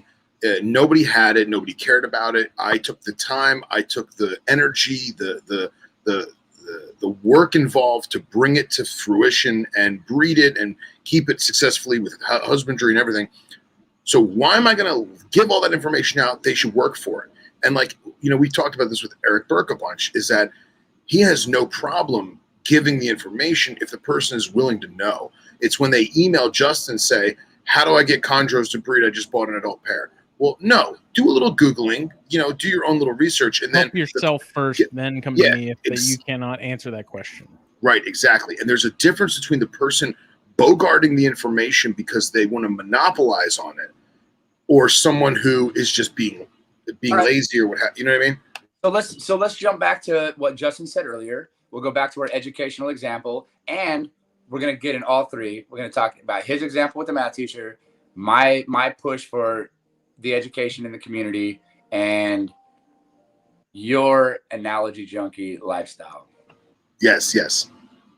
Let's say somebody gets a snake, and they want to learn how to keep it, or somebody wants to learn how to breed chondros, and somebody wants to learn how to breed chondros that only a couple people have been able to do. Okay, let's just say that was a real thing, and they called you up and said that. You now have the opportunity to, analogy style, right? You now have the opportunity to say, all right, let's just start with the simple math. Like, let's just work on keeping it for now. Like, right. And humidity, the lighting. Because that should be a prerequisite to breeding, is like you're keeping the species successfully before you start making more of them. Analogy wise, somebody's calling you up and saying, hey man, teach me derivatives. And you're like, bro, this is calculus. You should probably start at algebra 101. Like, that's totally fair. But that doesn't mean that you need to be the guy that's like, hey man, I need to your neighbor comes over and he's like, hey, my car won't start. I think I need to change the battery, but I don't know how to I've never actually changed my own battery before. You're like, bitch, I'm ASE certified. I went to school for this for 15 years. Change your own battery. That's accurate. That's very, very good. But I'm just saying, like, okay, yeah, cool for that. So, but would you go to your neighbor and be like, bro, like, no, man, it took me 20 years and $65,000 in my tool chest worth of tools to get where I'm at. Figure out your own windshield wipers, bro. Yeah. But the problem is, the problem is not, hey, how do I change my car battery? Because the guy would say, hey, come over, I'll show you how. It takes 2 seconds. It's, hey man, you're AS certified. I got to do a tranny swap. Can you just tell me in like 20, 30 minutes? Right. That's the difference. And it's like, you're right.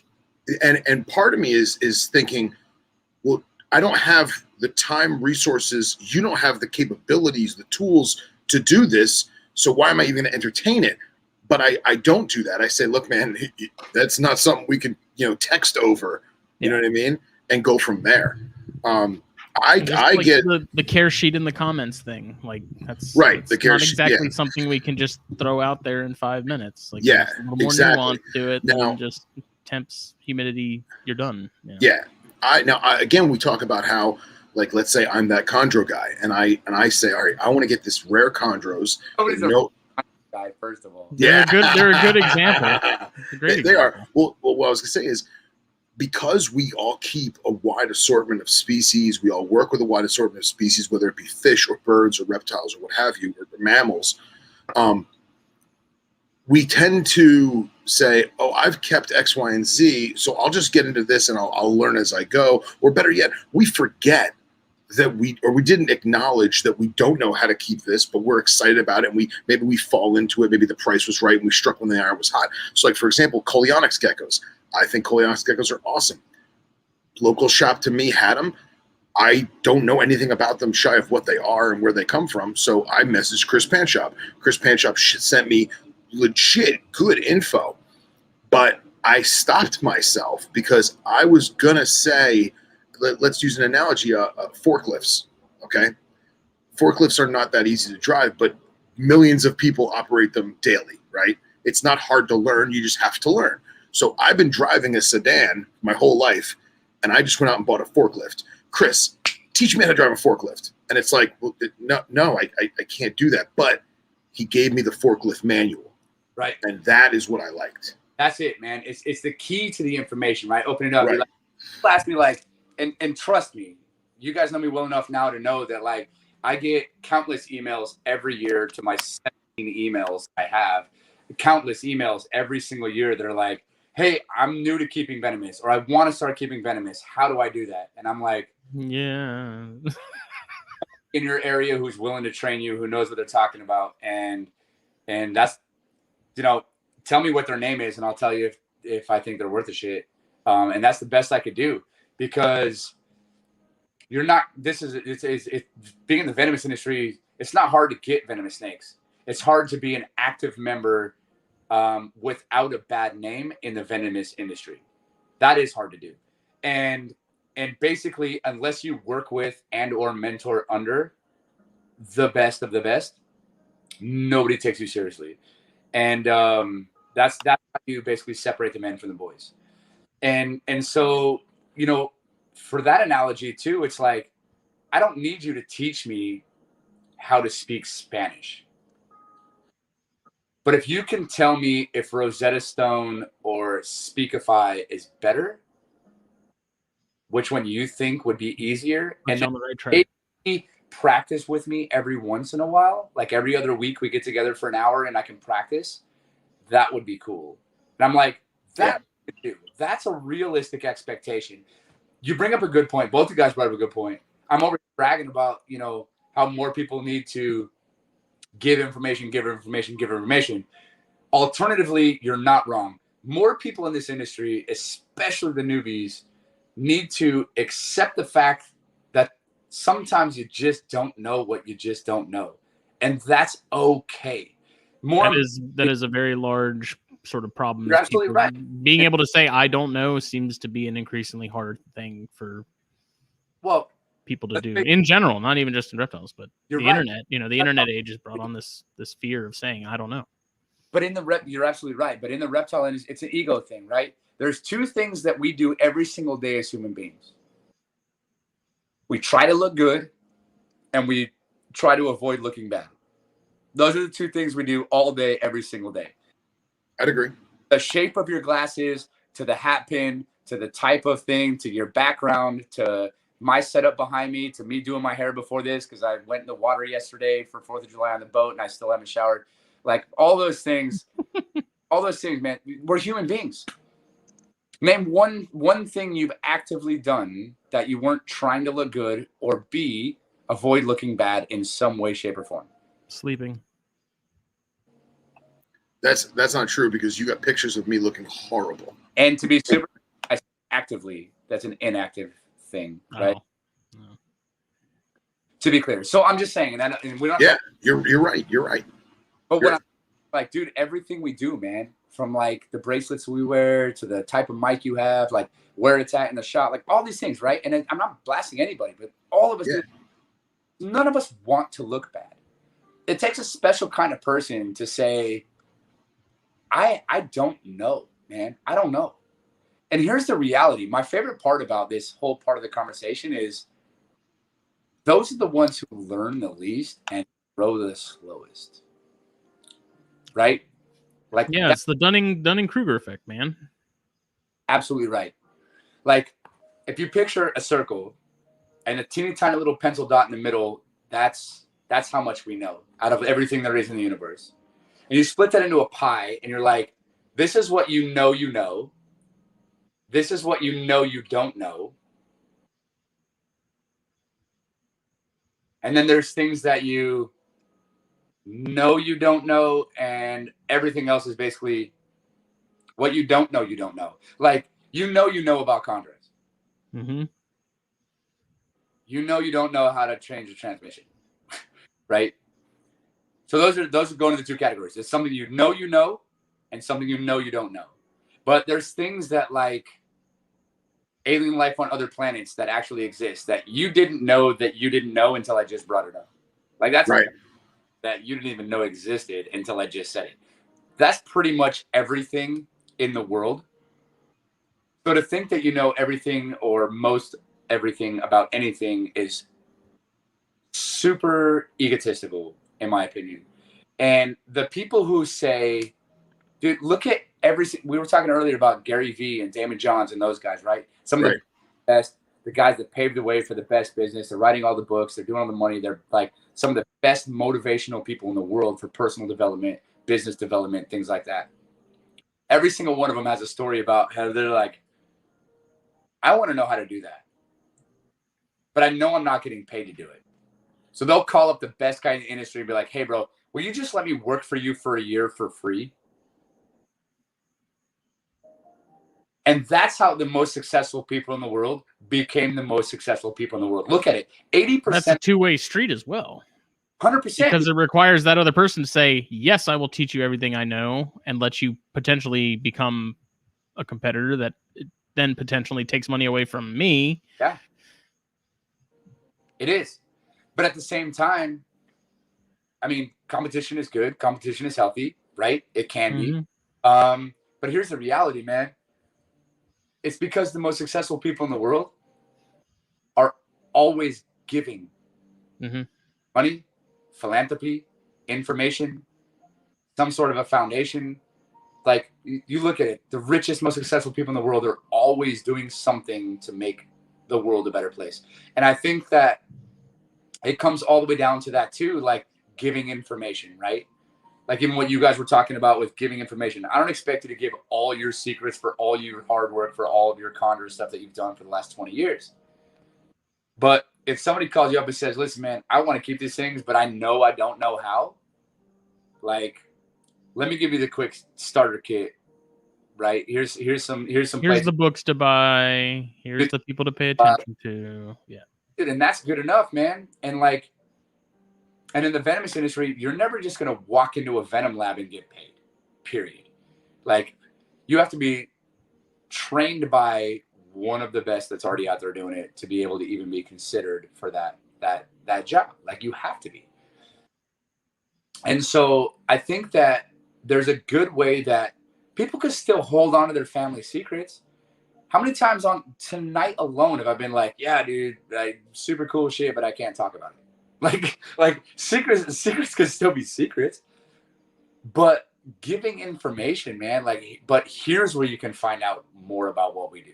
Here's where you can actually play a part. Here's how you can donate. Here's how you can help. Here's how you can whatever. Just give the information, man, because if you don't know, like with you guys, man, oh, you want an awesome resource? Check out the magazine, watch the podcast. But if nobody talks about it, you're just two dudes with way too many videos. Yeah. Yeah. I think we still might be that, but yeah. But you're getting there. Yeah. But that's made with chondros in particular. Like when I got a lot of the same question, I made a video about it. And then when I got that question again, I said, hey, I made a video about this. Check it out. And if you have any more questions afterwards, hit me up. And that made things so much easier than having to type out the same thing, 50 different times. It's like, I made a video explaining how I do it. This may not be how other people do it. This is just what works for me currently. Check it out. And that's been a big help, I think. Yeah. It's made my life a lot easier. Well, that's exactly right. But you also help them out at the same time. And I think that's where that mutual two-way street comes in, is if more people were willing to give information to help themselves and the industry, and more people were willing to admit that they didn't know as much as they thought they did and ask for help in a realistic sense, we could change a lot of things. And I think a lot of the shitty laws that we have for certain things in certain places is based on those two types of mentalities not working together and creating stupidity. I don't think that has to be a thing. I don't think that chronic stupidity or ignorance or anything in any industry has to be a thing. Yeah. But it takes work on everybody's part. So I think you're absolutely right. I think that we need more people, like I say, wanting to be out there educating and do whatever. But you're right. If I answered every single email to the T of information of how to work with venomous animals professionally, I literally wouldn't get anything else done. Well, you would have links to venomous etiquette videos, right? If there were actually some that were put out.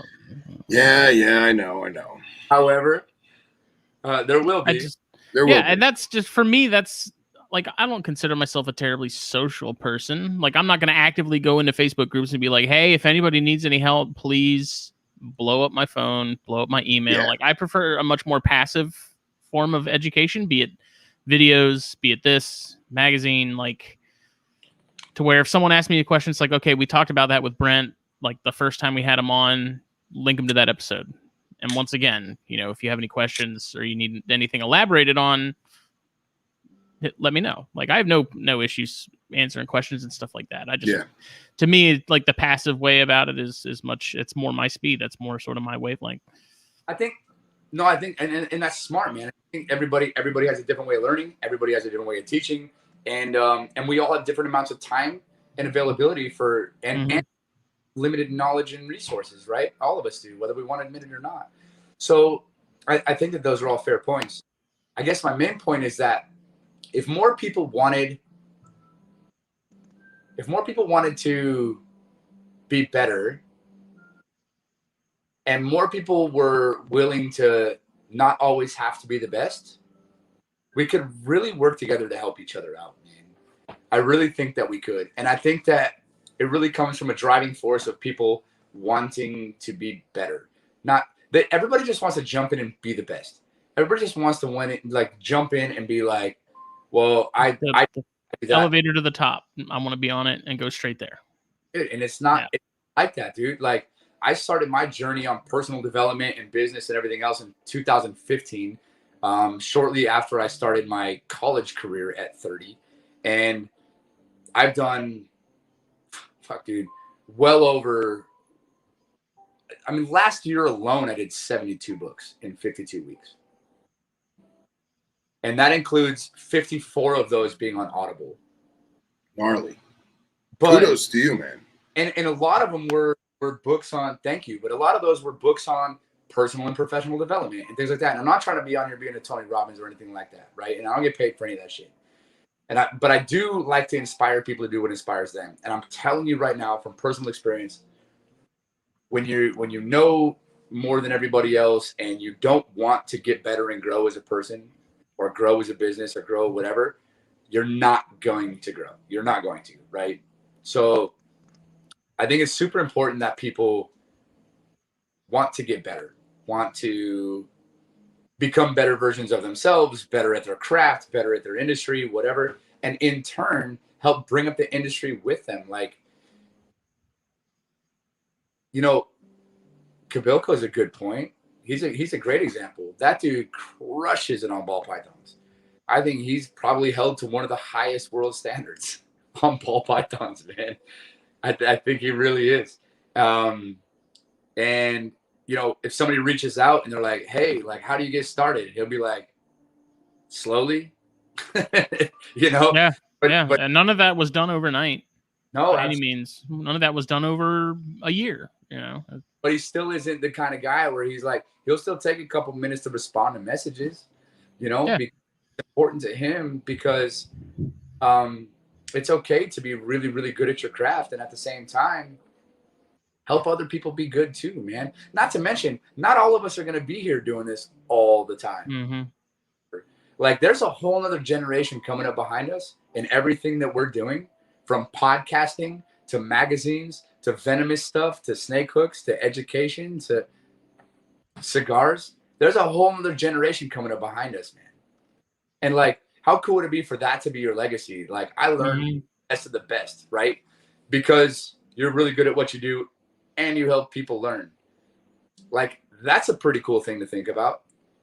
Because at the end of the day, if you're just the asshole who had the $38,000 snakes who actually sold some every once in a while, nobody cares when you're gone, man. Mm-hmm. Just throwing that out there. They'll just be like, good thing I don't have to have a booth next to that asshole anymore, right? Yeah. I met that guy once. He was a jerk. That's it. I know I just talked about Kaboko, and I'm not talking about him, to be super clear. No, I wasn't either. But yeah. But as an example, like nobody wants that, like, right? That's what you want. Come on, man. Be here for the greater good. Let's unite this and really educate people and talk about matters with real people. Well, it's also, personally for me, it's remembering that there was a point in time where I was in that same position. I was new to podcasting and didn't have a clue what I was doing. I was new to chondros and had no idea what I was doing. You know, like everyone was. Even there was a point in time where, you know, Picasso picked up a paintbrush for the first time. Yeah. Like we were all at some point completely green. Yeah, I'll tell you a story that I don't think I've ever told anyone, and not because I'm ashamed of it, just because it just hasn't come up. But I just remembered what my late mentor, he's the one who got me on like taxonomy and you know, physical nomenclature and all that stuff. And he was super old school in his everything he did. He collected fossils, but the guy was a genius, but extremely humble. And he was so excited because he had just gotten new Aspidolaps, and actually the ones that Ryan Reed and I shared, you know, and they were tiny little worms, and he had them in a 10-gallon tank, and he had them set up all nice and stuff. And he's like, "Oh, I just got these Aspidolaps, they're from a breeder," and blah blah blah. He says, "Feel free to take a look." And I was young and dumb. I think I was like 19. And I open the lid and I reach in and I pick up the deli cup because in my mind, I thought it was something else. And this thing goes and hoods up. And I was just like, oh. He goes, "What are you doing?" I said, I didn't realize. I thought it was something else. He goes, "Yeah, man, if you don't know, you got to ask." Yeah. And I'll never forget that. And that's why I have no problem.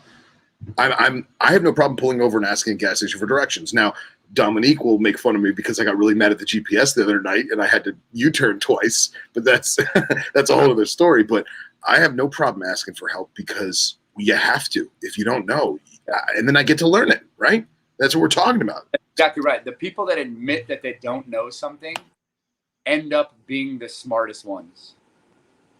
Because the ones who know they don't know are the ones that go searching for answers. And those who search for the most answers ultimately have the most information. So if ultimately your goal is to be an athlete, keep doing what you're doing. If ultimately your goal is to be the smartest person in the room or the top guy in your industry, ask the most amount of questions, be the most humble, admit wholeheartedly that you're not the smartest guy in the room, and you will far surpass 90 to 95% of the people within your industry and or field. Because I'm telling you right now, man, it's science in general. Everybody knows about science. You know what science is? Asking questions. The more questions you ask, the more answers you get. And thinking you have an answer. Yeah. Yeah. And that's the cool thing about science too is like nothing's proven in science. The only thing we prove in science is that something is untrue. Things are never proven in science. They're only disproven. And whatever you just proved in science is only true and proven until the next fucking guy disproves it. Everything in science is only true until it's disproven. Like rhinos being in Gonyosoma. We don't prove anything. We only disprove things in science. And so what makes everybody else in you know within the industry of keeping reptile husbandry, whatever else, think that they have it all? Like, yeah, dude, you might have the best setup for this until somebody else comes up with a better one. You might have the most information on the lighting until somebody proves that it needs UVB.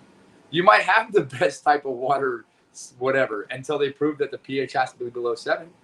Like, you don't know until you know, right? And those who ask the most questions and admit they don't know the most end up being the most knowledgeable, most well-respected, most whatever. So maybe by me being so dumb on paper all the time is why I'm well-respected. I don't know, man. But I'm okay with that. Because you guys know me well enough to know that, like, if I don't know something, I'll sure as shit tell you right away. I'll tell you off the bat. But the reality is, like, that whole bookcase full of books, that's one of them. And it's everything from amphibian skulls and amphibian declines to scientific papers, freshwater ecology, like I said, down to, like, what type of morning routines the top 80% most successful people in the world have. Which, by the way, 80% of the world's most successful people don't drink coffee. And don't eat breakfast. But they do drink coffee or tea. 80% of the world's most successful people do not eat breakfast. Crazy. I love just have a bang. Yeah. I mean, that or bourbon. No, but Hey. honestly, I just wanted to make sure that was a point. I know I go on these tearing, there are these I just go tearing off on these situations. You're a beacon of light in this dark world, Brent Schultz. But I'm just saying, man, like I mean this in the least conceited way possible, but we need more fucking people out there like me. And Jen and Nick and Sean and Spencer and you guys trying to spread the good. You know what I mean? Like, yeah, man. More of that, dude, because all I tend to see 90% of the time when I'm going to shows or on Facebook or whatever else is like just shitty comments about how somebody's like, oh, really? No, that's actually rum before they changed the name 3 days ago. And it's like, first you didn't know? Because that name change is only true until somebody dies or retires. And then it's going to change again. So don't get too used to that either. Second of all, like only half of us believe in subspecies. You know? The rest of us are like, well, it's either close enough to breed or it's not. Like, I don't understand why subspecies is a real thing. What does that mean? That can kind of breed sometimes? No. A species by definition means it can breed. So can it breed or not? Does it breed naturally? Maybe. That's the biological definition, right? Does it breed naturally in the world and have viable babies? If it can do that, then technically it should be the same species with different monotypes or whatever, right? So if you look at that, I'm like, why is subspecies even a thing? It's either different enough to be a different species or it's not. Only half of us believe that. And I'm not going to argue to the death on either one of those things.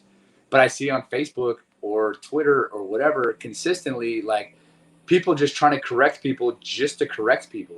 And I'm like, if you have good information, that's fair. Also, don't be an asshole about it. Because, you know, when you want to go swimming at the birthday party and there's 20 of you waiting to get in the pool and one asshole kid pushes a girl into the pool and now nobody gets to swim, who wants to be that kid? Why you got to be the one asshole that ruins it for everybody? Or if you're like Phil, who's the kid who pees in the pool and now no one can swim in it, you know. They can swim in it. They just choose not to. Yeah, I was going to say, there's nothing actually saying that they can't. You know what would make the world a better place? If we had Woody making back scratchers with this lambkin grip.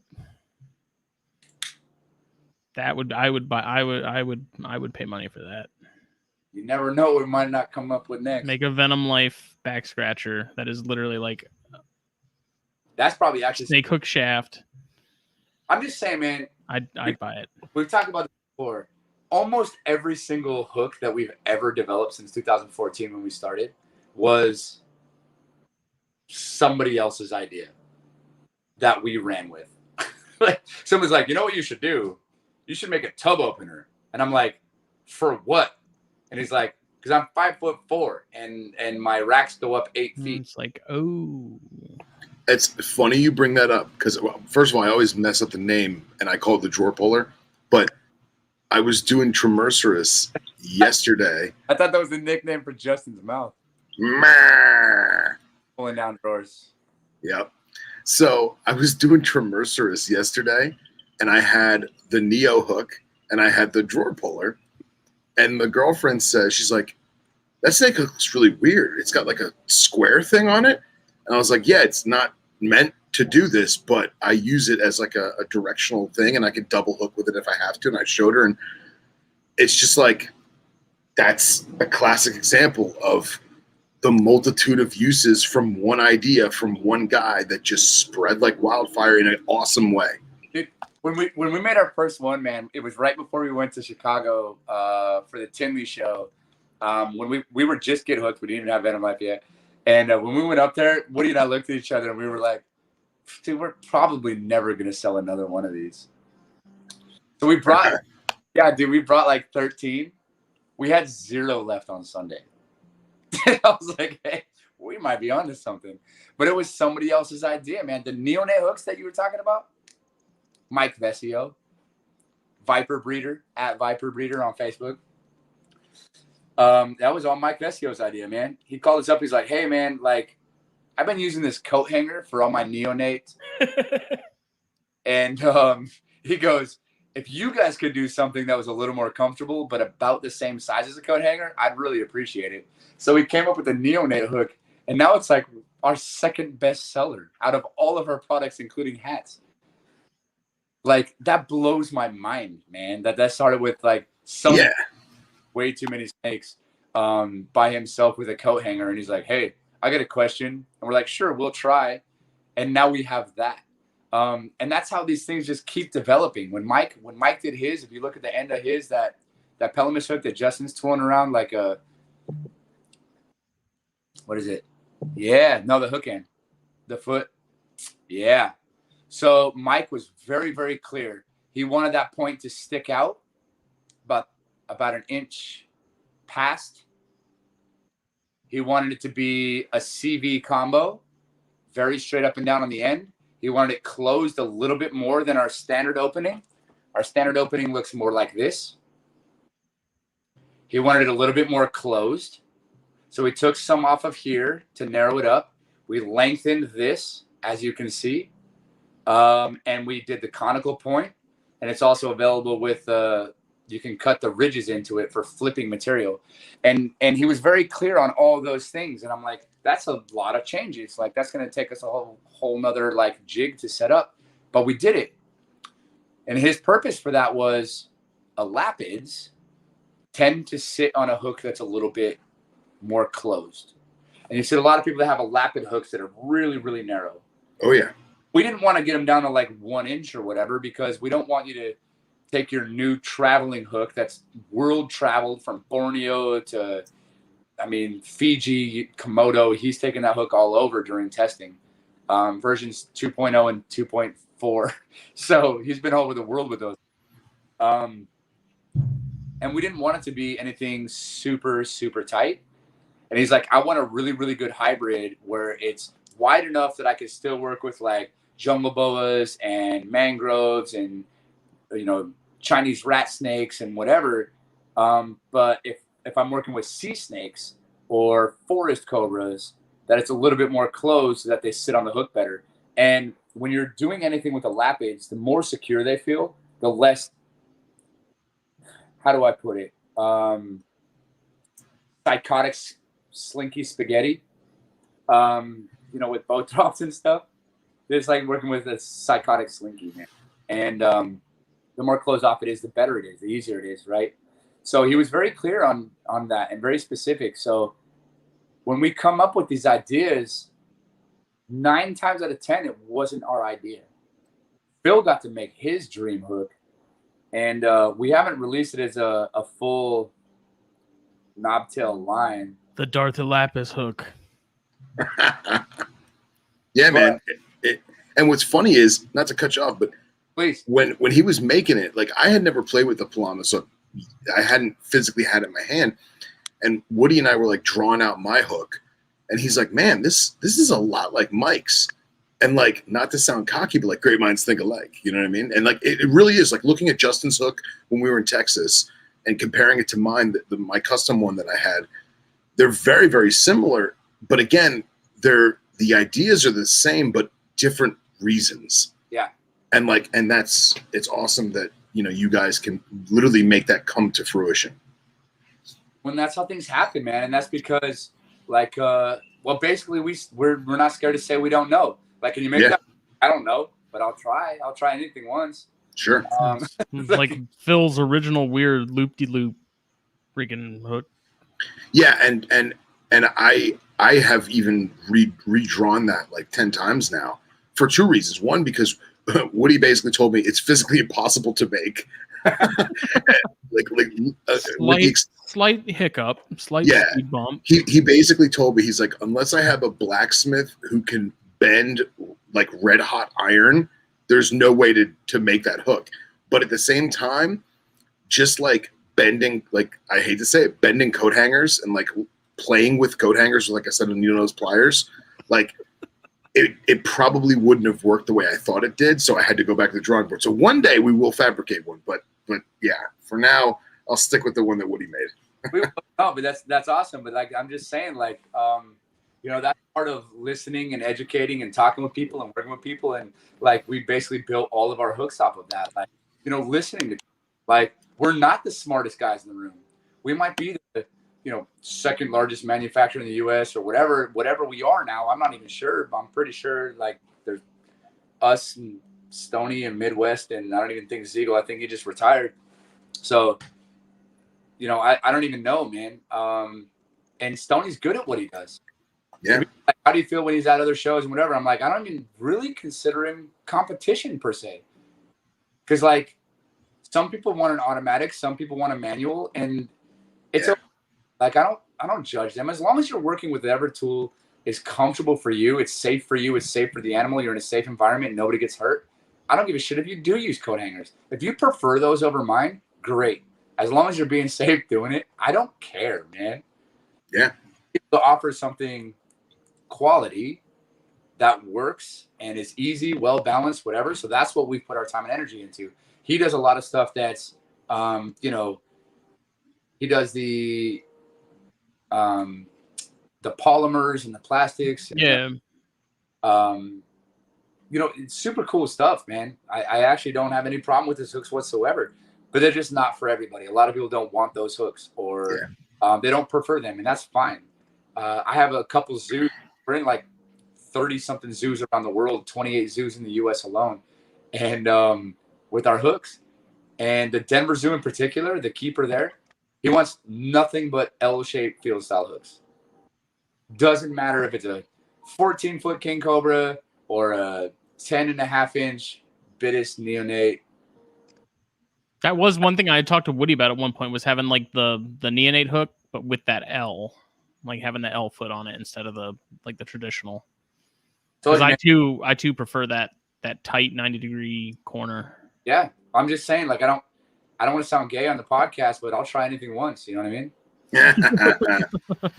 And here's the thing too: is nobody says that you can't eat at McDonald's and Burger King. Like, you know what I'm saying? Like, it's like in my trunk right now actually in the front seat's my custom hook from you guys, and then in the trunk I've got a Ziegel field hook.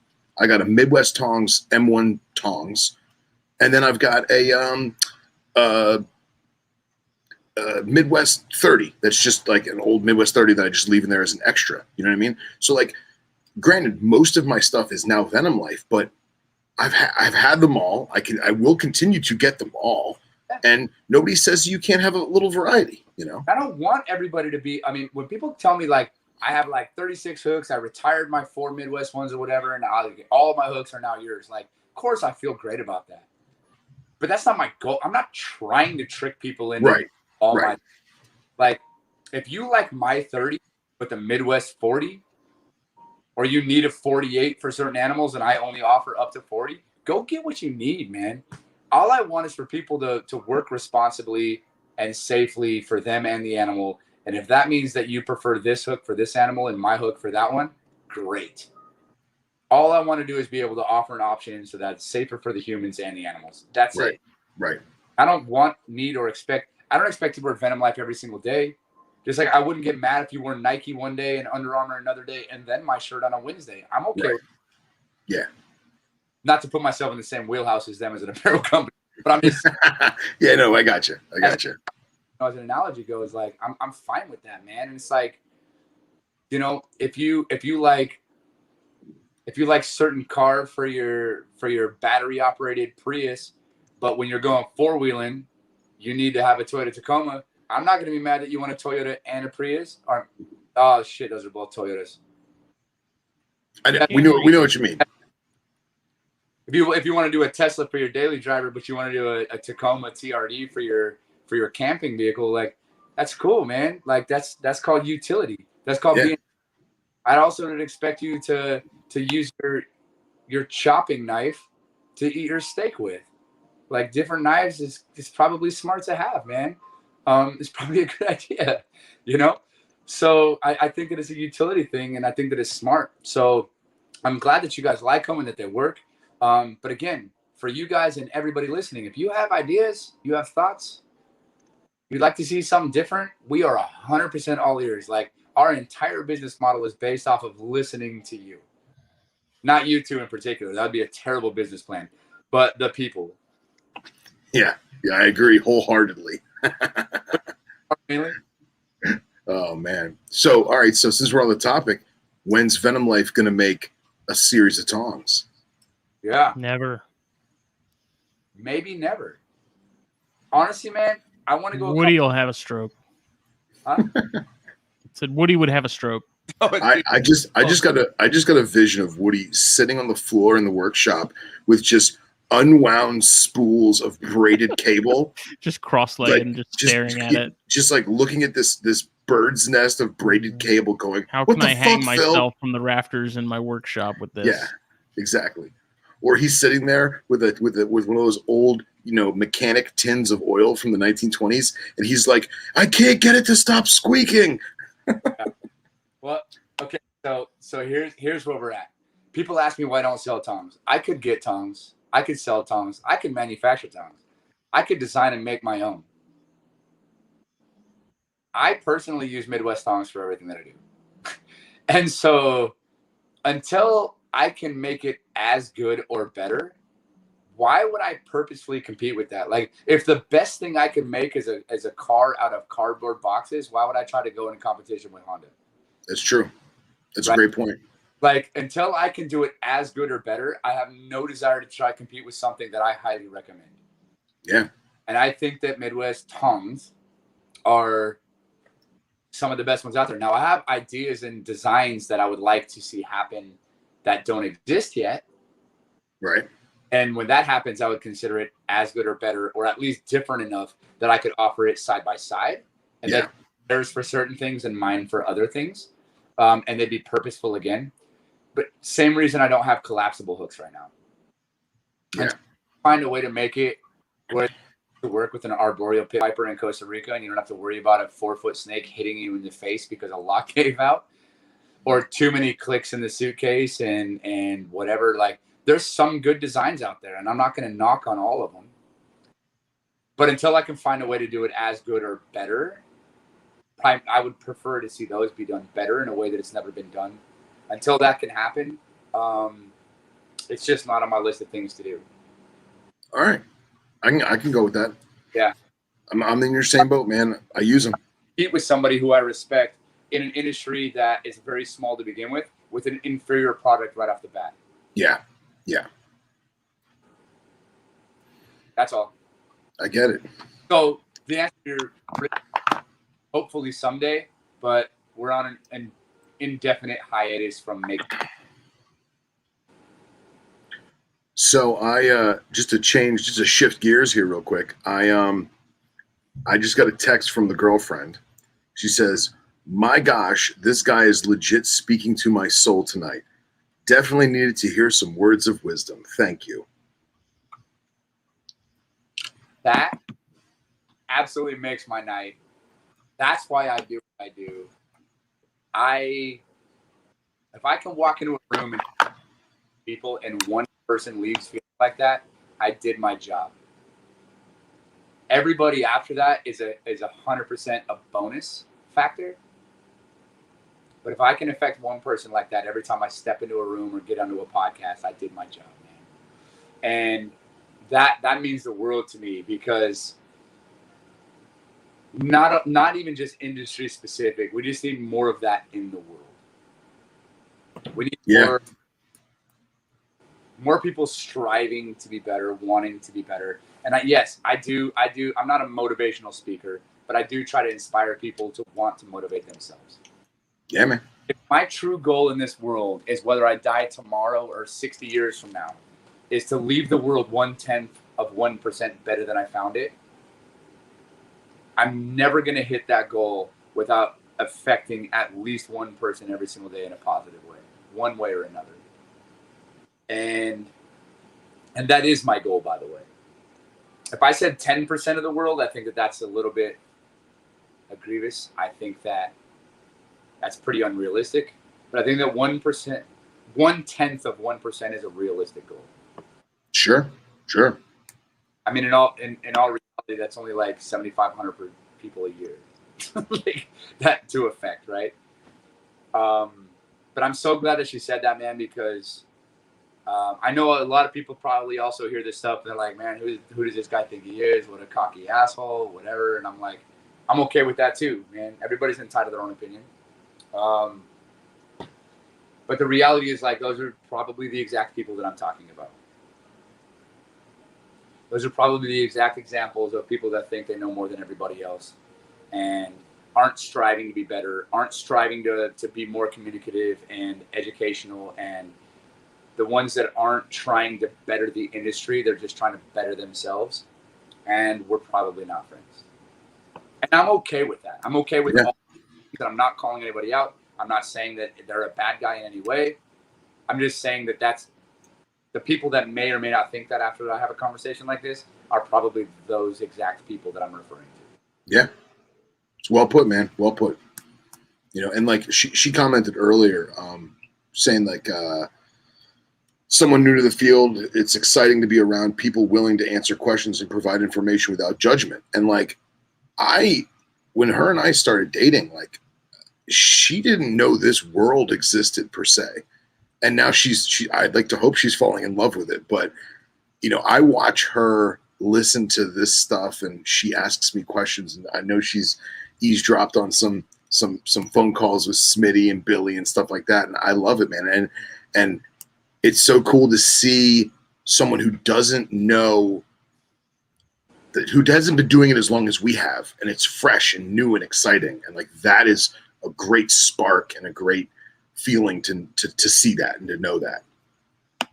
That's a great way of putting it, man. And let's put it to everybody listening this way, whether you were for me or against me in the beginning. Either way, let's just put it to you this way. If you've ever been the person in the room where you had a group of 15 people, 10 people, you're at a show, whatever, and you come across that person, that parent, who's absolutely terrified of snakes, and after 15 minutes, you had them holding a ball python at the show, or you had them holding a hognose at the Boy Scouts camp, or when you see that change in people, you're able to affect them in a way where they're like, I've been scared of this thing for 55 years of my life, and now I'm holding one. And you watch that light bulb goes off, and you see that change in somebody, and you're able to be the one that helped affect that positive change to bring up our industry and let more people know that these things aren't satanic killers like the Bible leads people to believe or whatever. When you've ever seen that happen, you know the feeling I'm talking about. And if you know that you could have that feeling and affect people in the same way without having to hand a snake, why would you not take the opportunity to do that? And that's the opportunity that I'm offering you right now. 100%. I'm offering you the opportunity to feel that way all the time and change people's lives in the same way all the time. And you don't even have to be holding a snake to do it. Yeah. Why would you not want? It's probably a good place to leave it for my part. I think it's great, man. I mean, Phil would agree with me that when we get messages or comments from people that, you know, they just recently found the show or started reading the magazine, and, you know, how much they're binging it and stuff, it's, you know, it's cool. Like, that's why we do it. Gets people pumped. Why can tattoos show up like every other week in one of the formats? No, that's it, man. And you know that gets you guys pumped to want to do more. Oh yeah, I mean that's why we do it. Like the people that are the right people find it, and that's And we were just talking with Billy before the show, how, you know, the magazine, the network, we're vending at Daytona this year. It's going to be our first year doing it, and we're not going to. I don't want to say we're not making any money. We're basically doing it to promote all of this and to educate and spread the love, you know, because as much as we use the term industry, because that's what it is, it's our industry, but it's still the community, you know what I mean? And like that community is what builds up the industry, and it's, you know, we do it because we love it, you know? That's exactly right, man. And I know I've said this on one of your shows before, but I'll say it again here and now, man. Like, Venom Life's a perfect example. Without you guys doing what you do, bringing me onto the podcast, talking to us about it, our stuff in the magazine, promoting us, sharing our codes, without you guys as customers, turning other people onto it, talking about it because you believe in the product, without you guys, not you two, but you guys, everybody listening as a community, without you guys, we're just two dudes with way too many fucking clothes. That's literally all we are without you guys. And so it's super important for me to stay grateful and be appreciative and understand that and stay humble at the point where I'm like, without you guys, I'm nothing, man. And I think that that's where not having to be the smartest guy in the room, not having to be the guy that is the richest or has the nicest or most expensive, whatever, like, I'm okay with that. Because I get to do something I love every day. I get to make a difference. I get to affect people in a positive way. And hopefully make the world a better place before I leave it. And for me, that's good enough. I get to go to bed every night knowing that, man, I would rather break even and barely get by doing something I love than make $1 million fucking dollars doing something I hate. Absolutely. Well put. Awesome. So I'm not saying everybody has to think like me or everybody should push it as hard as we do.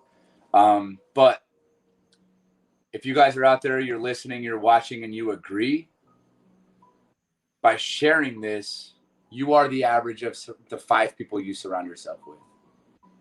Which, I'm in big trouble then. if you agree, there's probably, yeah, I agree. Time for a switch. But you are the average of the 5 people you surround yourself with the most.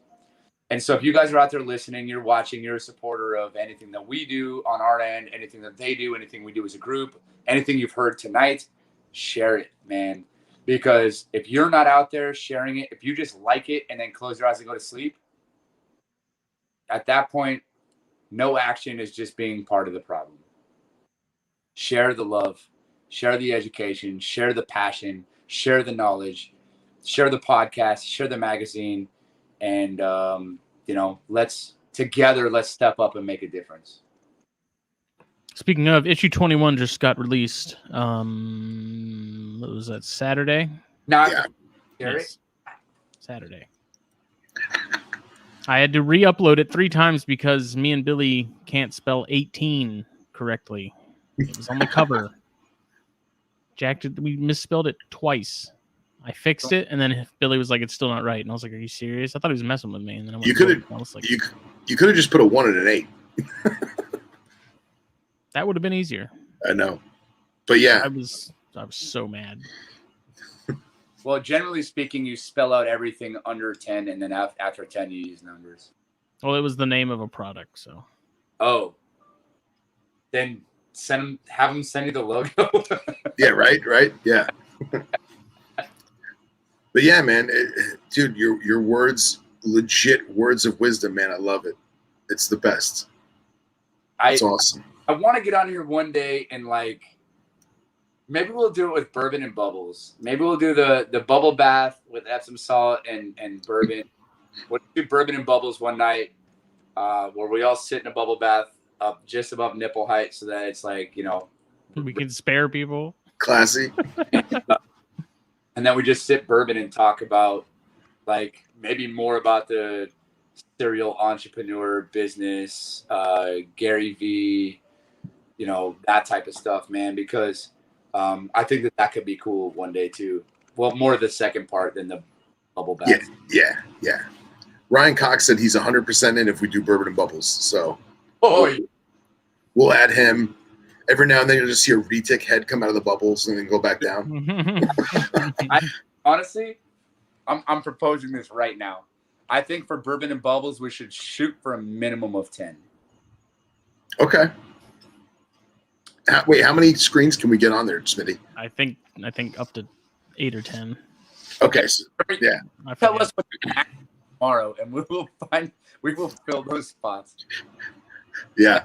Do bourbon one night, and we talk about our stories. We all introduce ourselves, kind of like our stories, our kind of place in the industry, how we got into it, and just kind of like a get to know you bourbon and bubbles, and talk a little bit after that. The second half, we can talk a little bit of bullshit about, motivation, inspiration, business, entrepreneur, marketing, branding, all kinds of stuff that people could use, man. Because I'm sure we all have different takes and Sure.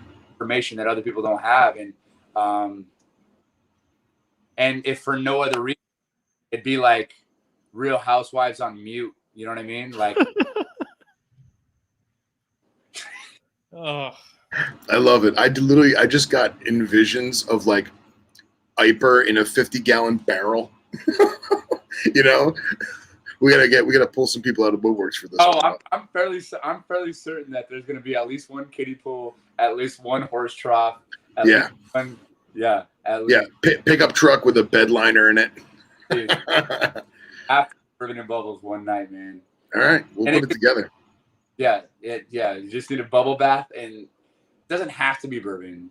Whiskey counts. If you prefer like a Mai Tai vodka drink, whatever, but that's gonna be the theme. We're gonna do bangs and bubbles. Huh? Bangs and bubbles. Bangs and bubbles. You and those bangs, man. Are you part of the Bang Energy community on Facebook? No, but I'm morbidly curious to see what that looks like. You should be for a while now, and probably a brodeo. Dude, when you started, Jay, start back a little bit, because it was like actually just like bang people doing bang things that just like buy bang. A lot of hot chicks, but just bang people doing bang stuff. Hey, it's me in my strawberry matching shirt. Hey, it's me in my red, white, and blue with my red, white, and blue truck. Whatever. Like, it's one of those things. But like in the last week, it totally flipped to like this bang fitness community. Like, no joke, where like it's like I used to weigh 450 pounds and they're holding a bang, and they're like, now I weigh 136 and they're holding a bang, and I'm like, are you guys really trying to do like this whole stuff? And it's not bang. Bang has nothing to do with it. But the people totally turned it into like this weight loss fitness community. Literally in the last 7 days this happened. So you got to get on that. I'm not gonna lie, I probably spend more on that than I do like snakes identification. Yeah. That's awesome. The amount of money I spend on bangs is ridiculous. Dude, it's funny you bring up the snake ID groups. So like, I'm not anti-Facebook, but there's nothing on there that I really care about anymore. You know what I mean? And shy of like when Billy or Dr. Wyman post up a paper, or Iper sends me a photo, hey, look at this snake that somebody found, blah, blah, blah. Like, that's awesome. But those snake ID groups, bro, those things keep me going, man. Yeah. And it's almost fun. And like you see that, like, there's people that are like, oh, that's a snouted cobra. And it's like, no, it's not. That's a mole snake. And like they go back and forth. And I love reading that. It is, man. I feel like those people know that. So they just go like fishing super hard and give wrong information on purpose, which is why it's hard. I feel like people actually do that, which is why it's kind of hard for me to get behind. But occasionally you guys will see me, I'll drop into one and be like, here's a quick paragraph and a half on real shit. And if you choose to read it, great. If you choose not to, that's your own prerogative. And then I don't even get back on a check for comments or responses or anything like that, man. I really don't. I'm just like, I'm gonna drop some real knowledge and I'm out. Because I don't have time to play that game, man. I'm working on multiple businesses and multiple organizations, multiple nonprofits. Like, I don't have time to, like, it's like we were talking about being successful earlier, right? Facebook's a perfect example. Right now anymore, like in our industry, you kind of need it for certain things. And like I was just saying, if I didn't have multiple businesses and multiple organizations, I probably wouldn't be known at all. That's where I'm at with it. It's an incredibly valuable tool if used properly. If used properly, but I don't think that it is most of the time, right? And so if you look at like some of the top, look at all the most successful people in the world and what they do in their industry. And I'm not talking about making money. I'm talking about successful in whatever your mind says that means, right? You look at the most successful people in the world in whatever industry you want. They have the exact same 168 hours every week that you do.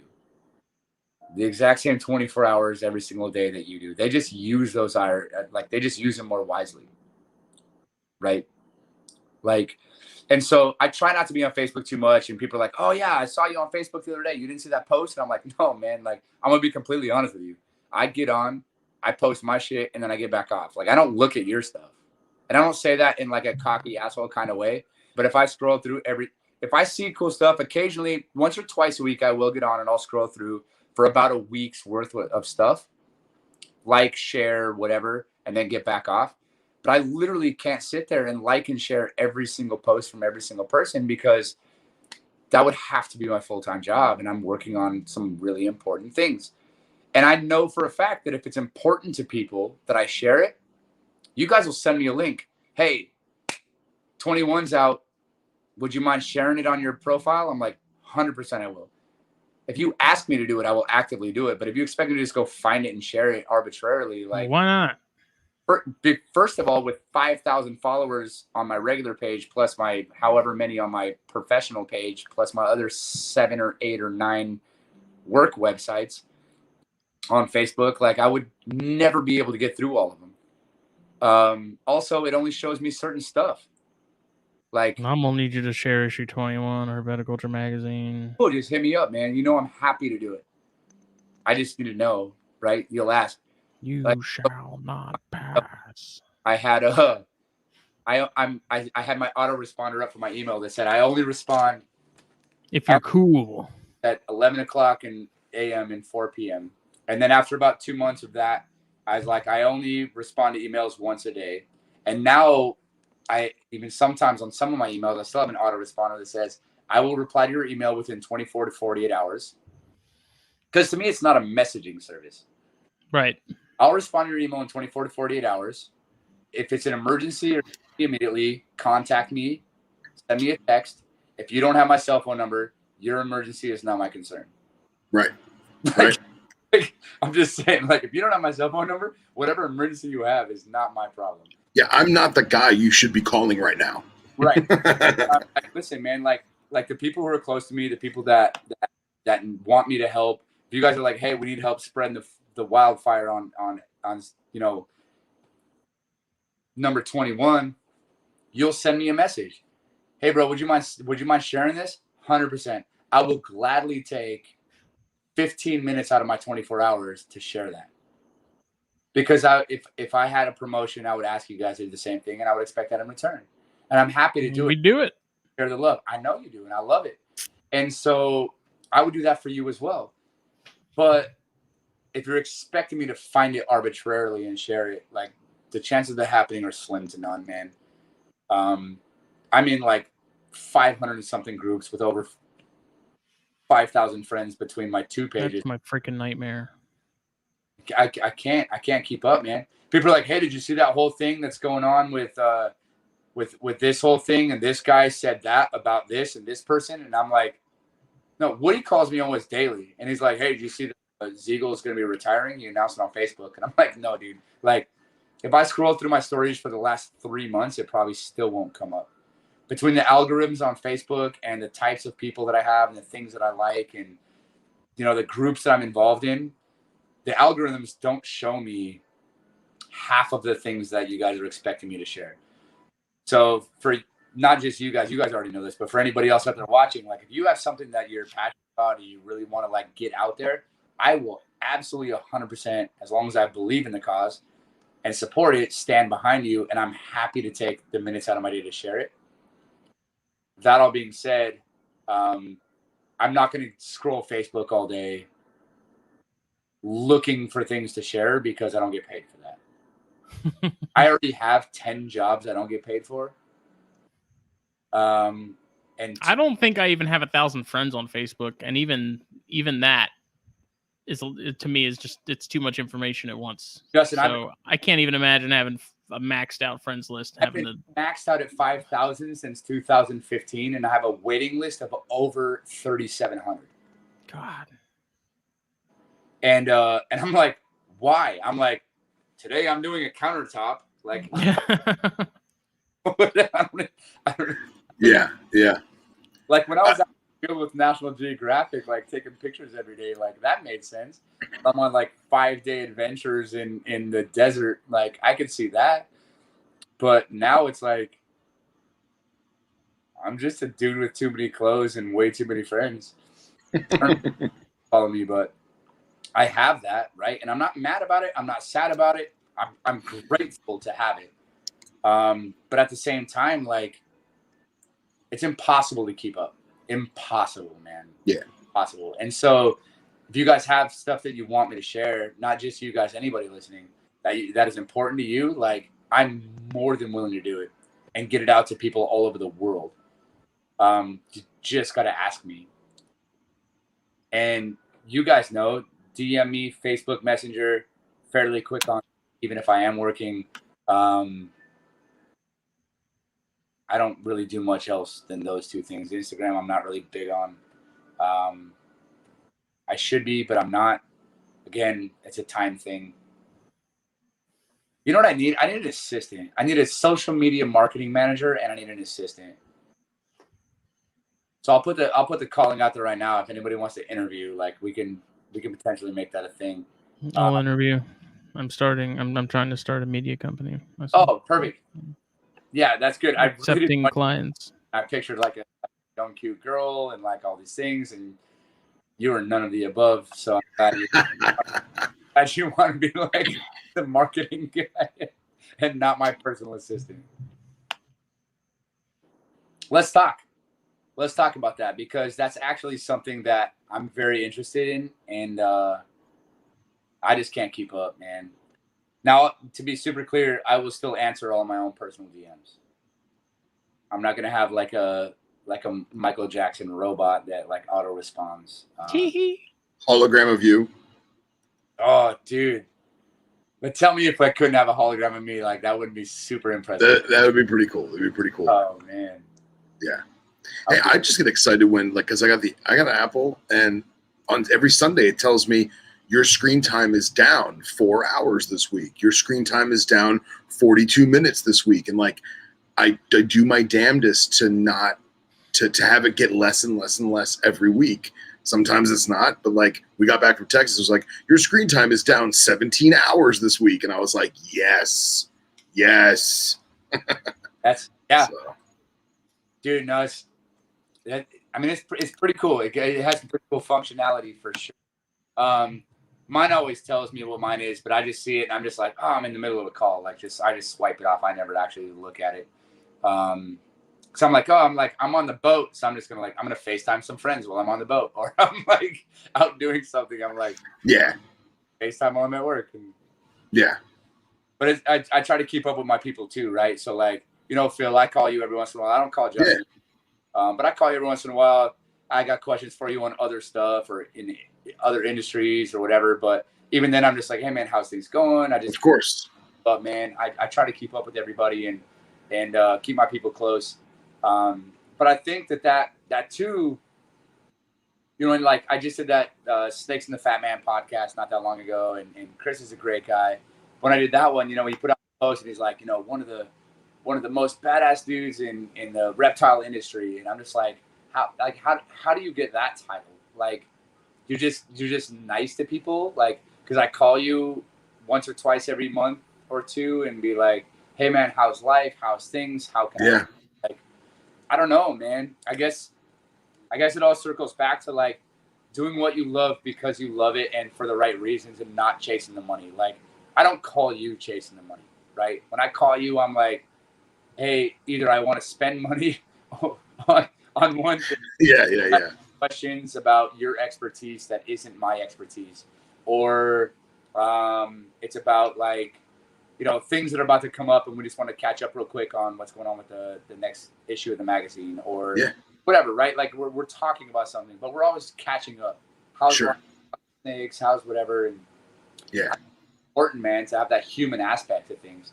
And I think that's where a lot of it gets lost in Facebook is people now get to say basically whatever the hell they want to whoever the hell they want and basically have no repercussions.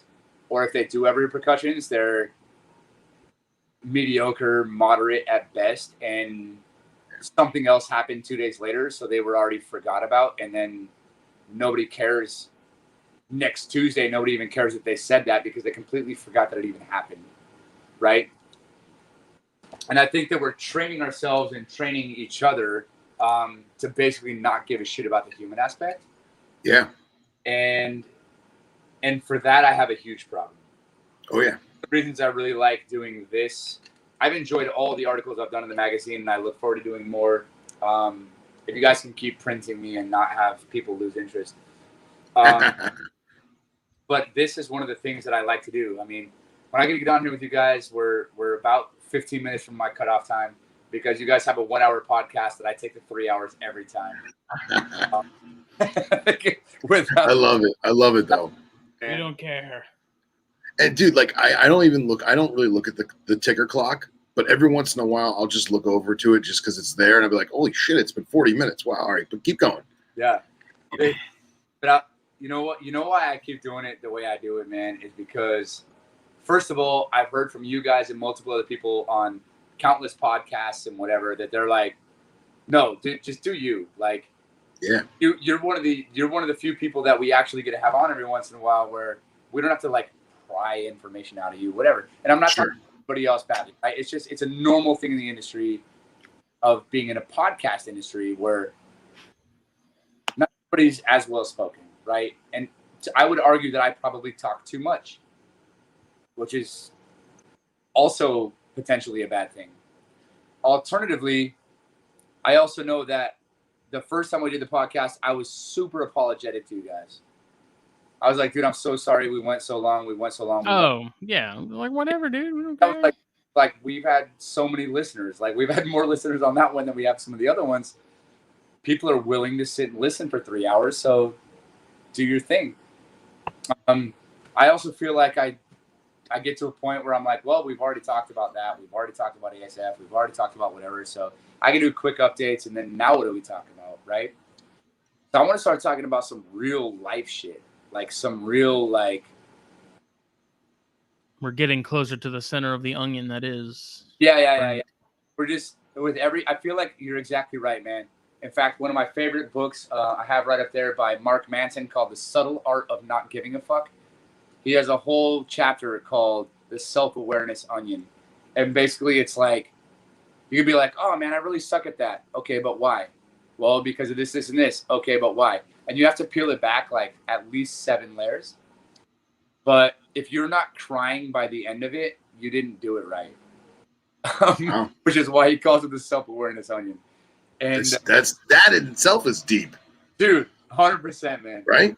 And so that's one of my favorite chapters, one of my favorite books. I've done The Subtle Art of Not Giving a Fuck one time on audio and one time on hardcover every single year since 2015.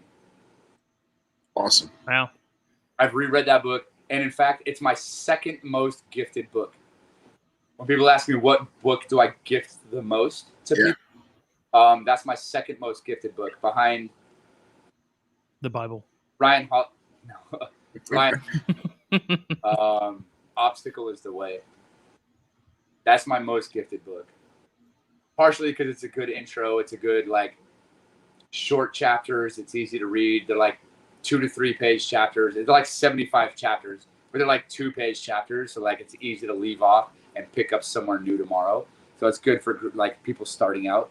But yeah, the self-awareness onion, man. So I like that you use that analogy because like I feel like every time we do a podcast, we're like delving a little bit more into like. And listen, I don't want to sound like the negative Nancy where all I talk about is the negative shit in the industry or in our hobby, right? I don't. I just also know that if I don't talk about it, a lot of other people won't. Yeah.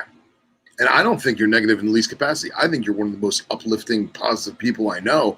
You also have your moments where, like me, myself, we're pragmatic. So it's not that you think the bad's going to happen. It's you're mentally preparing yourself that God forbid it does. You're ready, you know? Yeah. And it's like just people in general, man. People suck in general. That's why we all love animals, man. People why do you work with venomous animals? Why do you do venomous shit? I'm like, dude, I work with venomous snakes for fun and for a living. You know why? Because I could stay 4 feet away from that thing sitting on my floor and it couldn't hurt me if it wanted to. Which, by the way, it doesn't want to. Right. But even if it did, it couldn't. Name one person that's truthful. Yeah. Yeah. Like, in way, shape, or form, we tend to hurt each other consistently, even if it's not on purpose. And like these animals do so much less damage than humans do to each other, to us, to the world. Yeah. And yet they're seen as like the devils, and we're seen as like these demigods that are the most intelligent species. Holy beings. Yeah, dude. I'm like, Yeah. they have 2 penises with barbs so that she can't even run away if she wants to. I would argue they're way superior in so many ways. I'm just saying. I have a good thing about humans lately that I was going to bring up if we had time. So We have 8 minutes.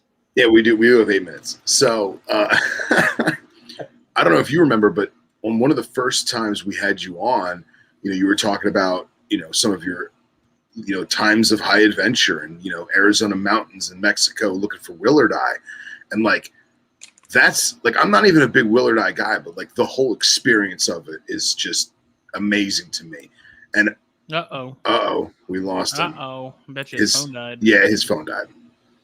I'll save this for if he comes back, when he comes back. Or should I just say it? I don't know. I'm gonna hold it. I'm gonna hold the willardi story for when he gets back.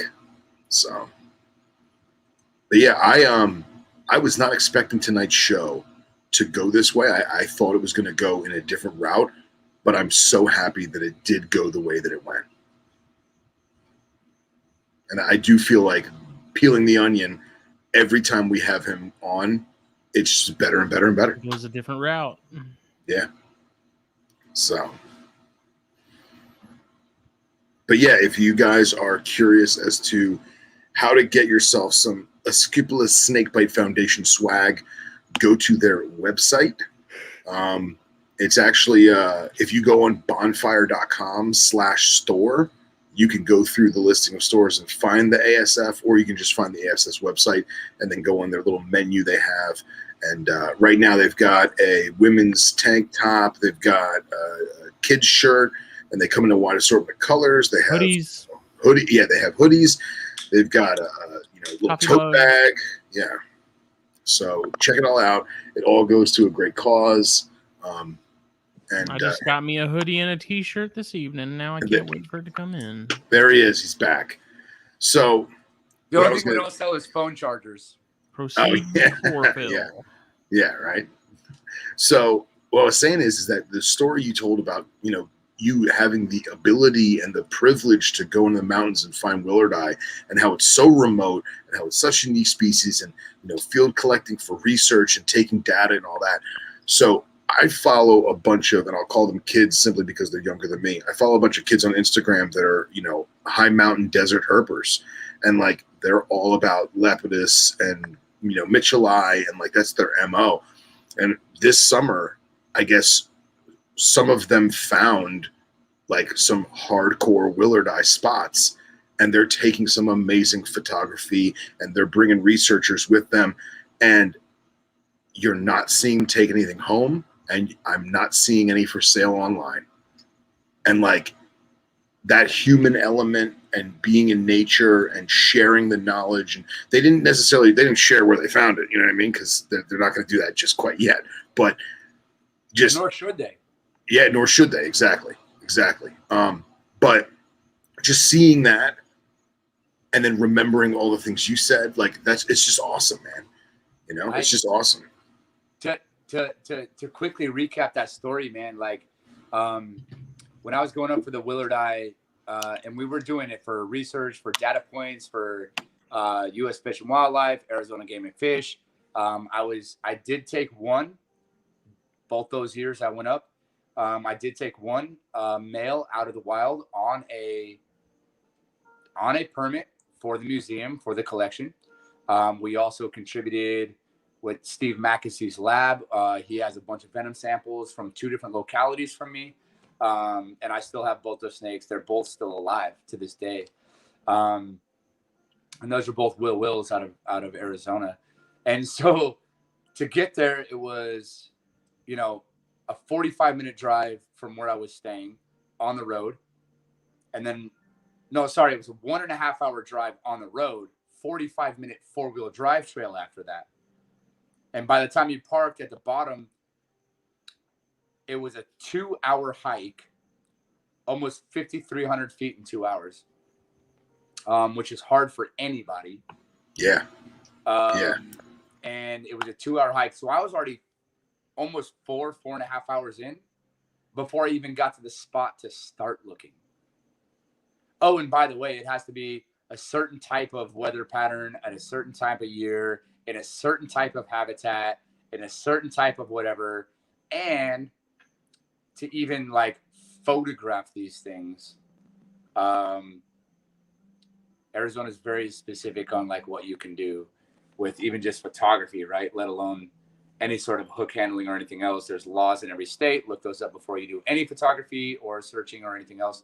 But yeah, I mean, I remember sharing that story and I was like, it was one of the most amazing experiences of my life. And even though, I don't share the spot, I don't tell anybody about it. But to be able to go back there, man, to know that you put in that type of energy and effort and whatever, when you see one, it's not like you've always wanted to see a timber and then you finally go to a reptile show and see one for sale, or you've always wanted to see a green mamba and you finally found a zoo in your state that had one. Right. It's not like that. It's like you have this vested interest. So when you finally see one, it's like magical. It is. Right? Like it's magical. So when I have the opportunity to take people with me to do stuff like that, it's a game changer for me because I'm able to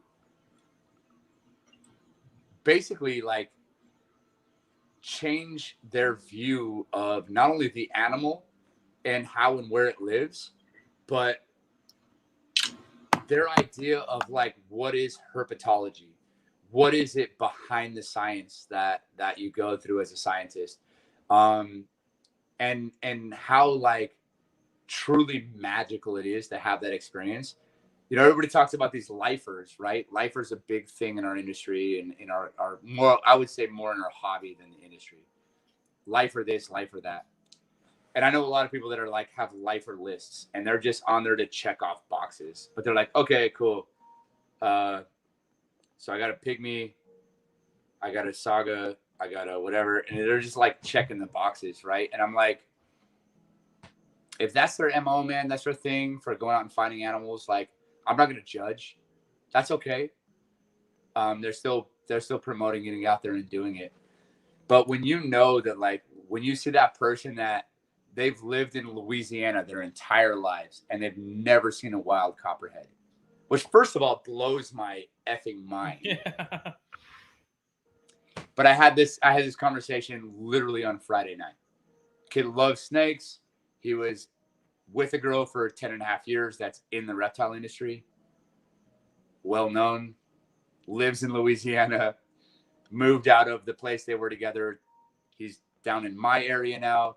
Ran into this kid. He recognized me. We started talking. He's like, hey, would you be willing to take me out? And I'm like, yeah, man, for sure. Like, doing what? And he goes, I just want to see a copperhead. And I'm like, wait, but you moved from Louisiana to Louisiana? He's like, yeah. He's like, I've lived in Louisiana my whole life. I'm like, did you've never seen a wild copperhead? So to take that kid out on a Saturday morning for 2 hours, 100% worth it. I could have been making $400 an hour doing countertops, but instead I chose to do that. And you know what? I wouldn't trade that for $1 million, man. Because to be able to offer that opportunity and see that kid's face when he saw it for the first time, I was like, I helped create that. And you know what? That's one of those things that, like Smitty with his algebra teacher, it will stick with him for the rest of his life. 100%. Even if he hates math. You know what I mean? Even if he hates math. Yep. That's a real thing. And like, to be able to be that person for somebody else, to be able to offer that opportunity. That's what I do this for, man. Yeah. That's why I do what I do. Of course, I would love to make a living doing it. But if right now I can have 10 companies and I break even between all of them, but I get to do what I love every day and live comfortably, not well, but comfortably, I'm totally cool with that, man. Yeah. Love it. Totally cool with that.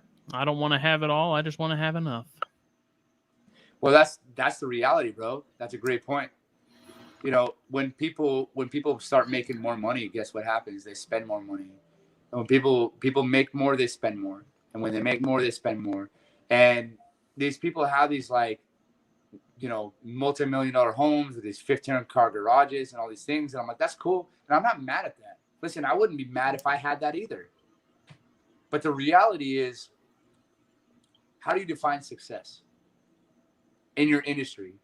Is it financially? Is it how many people you affect? Is it how many copies you sell of your magazine? Like, how do you define a success?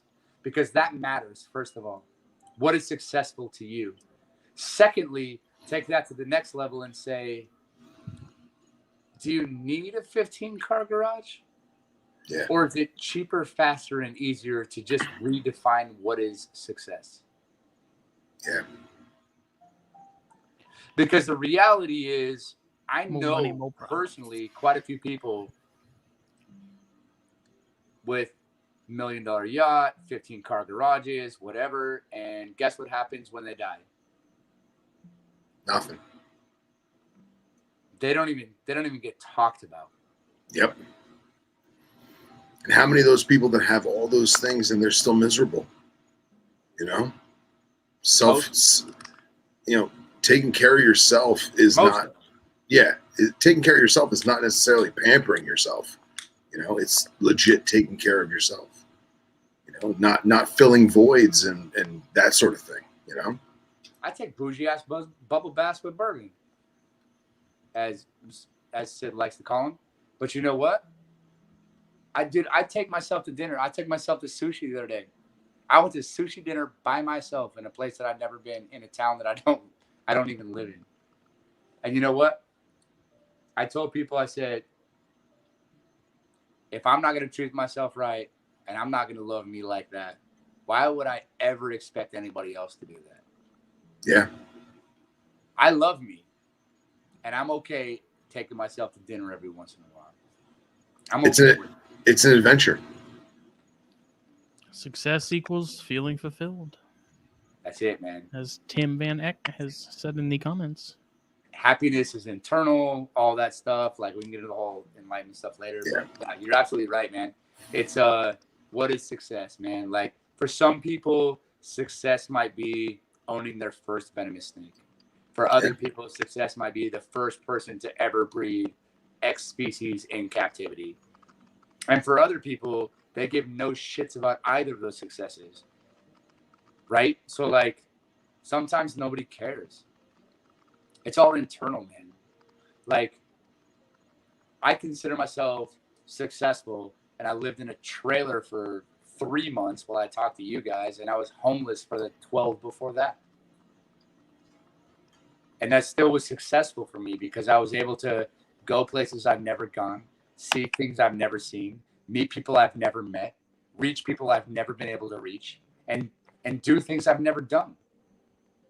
And for me, that was a success. That was the point of the journey, right? I think just we need more of that attitude, mentality, like, in everything that we do. In the hobby, Agreed. whatever. Agreed. Man. Like, Agreed. in podcasting, in magazines, in everything. Like, it's okay if you're not the smartest guy in the room. Because guess what? No matter how smart, big, bad, strong, and fast you think you are, there's always somebody stronger, bigger, better, faster. There's always a bigger fish.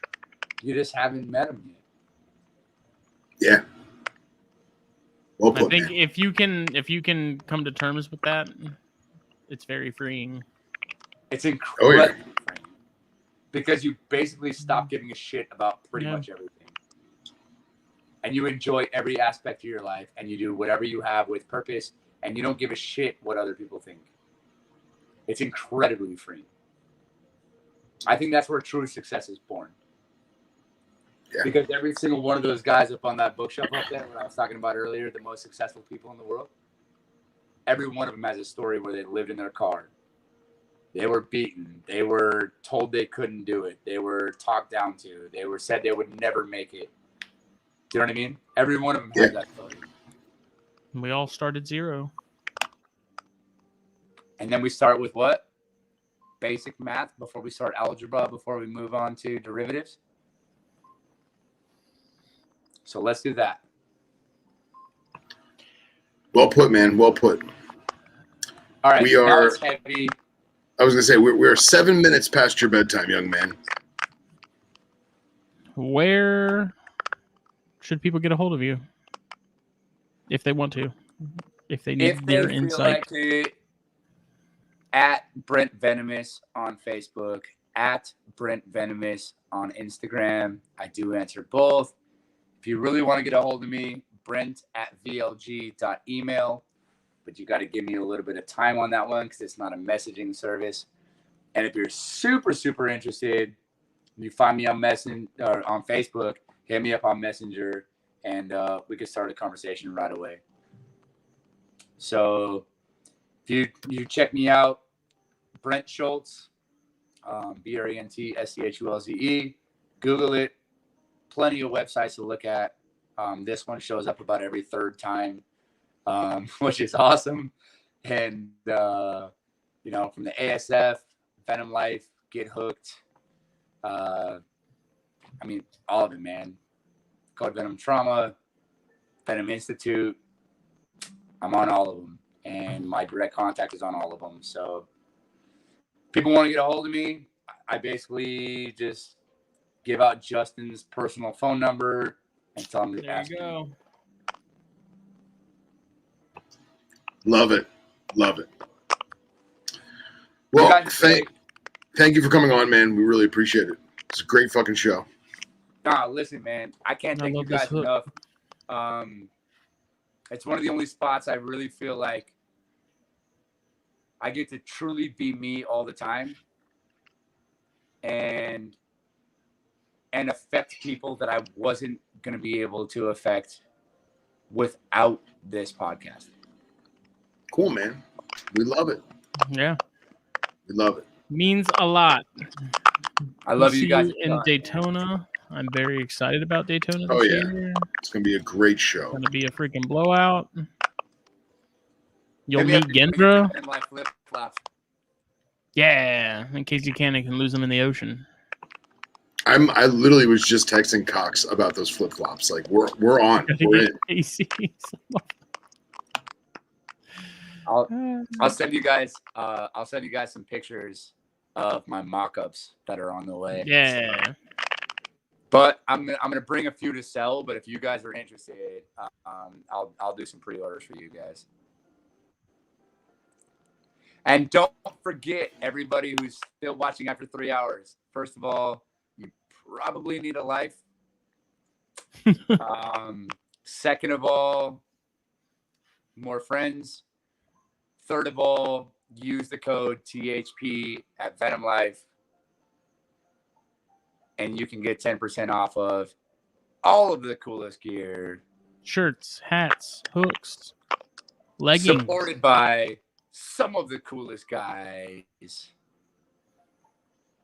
That's you guys, by the way. Thank you. Thank you.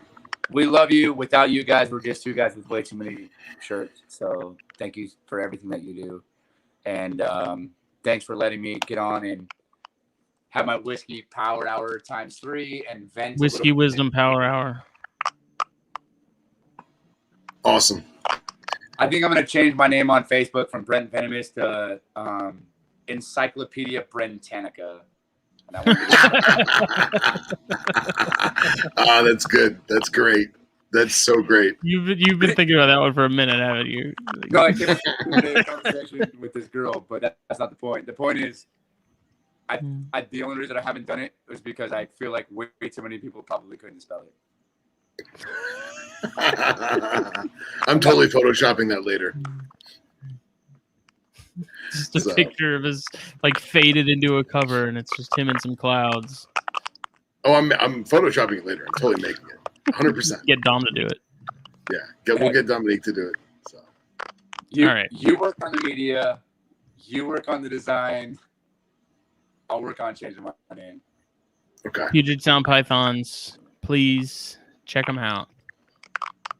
Absolutely. Facebook, Instagram, YouTube, all that good stuff. The Gendra.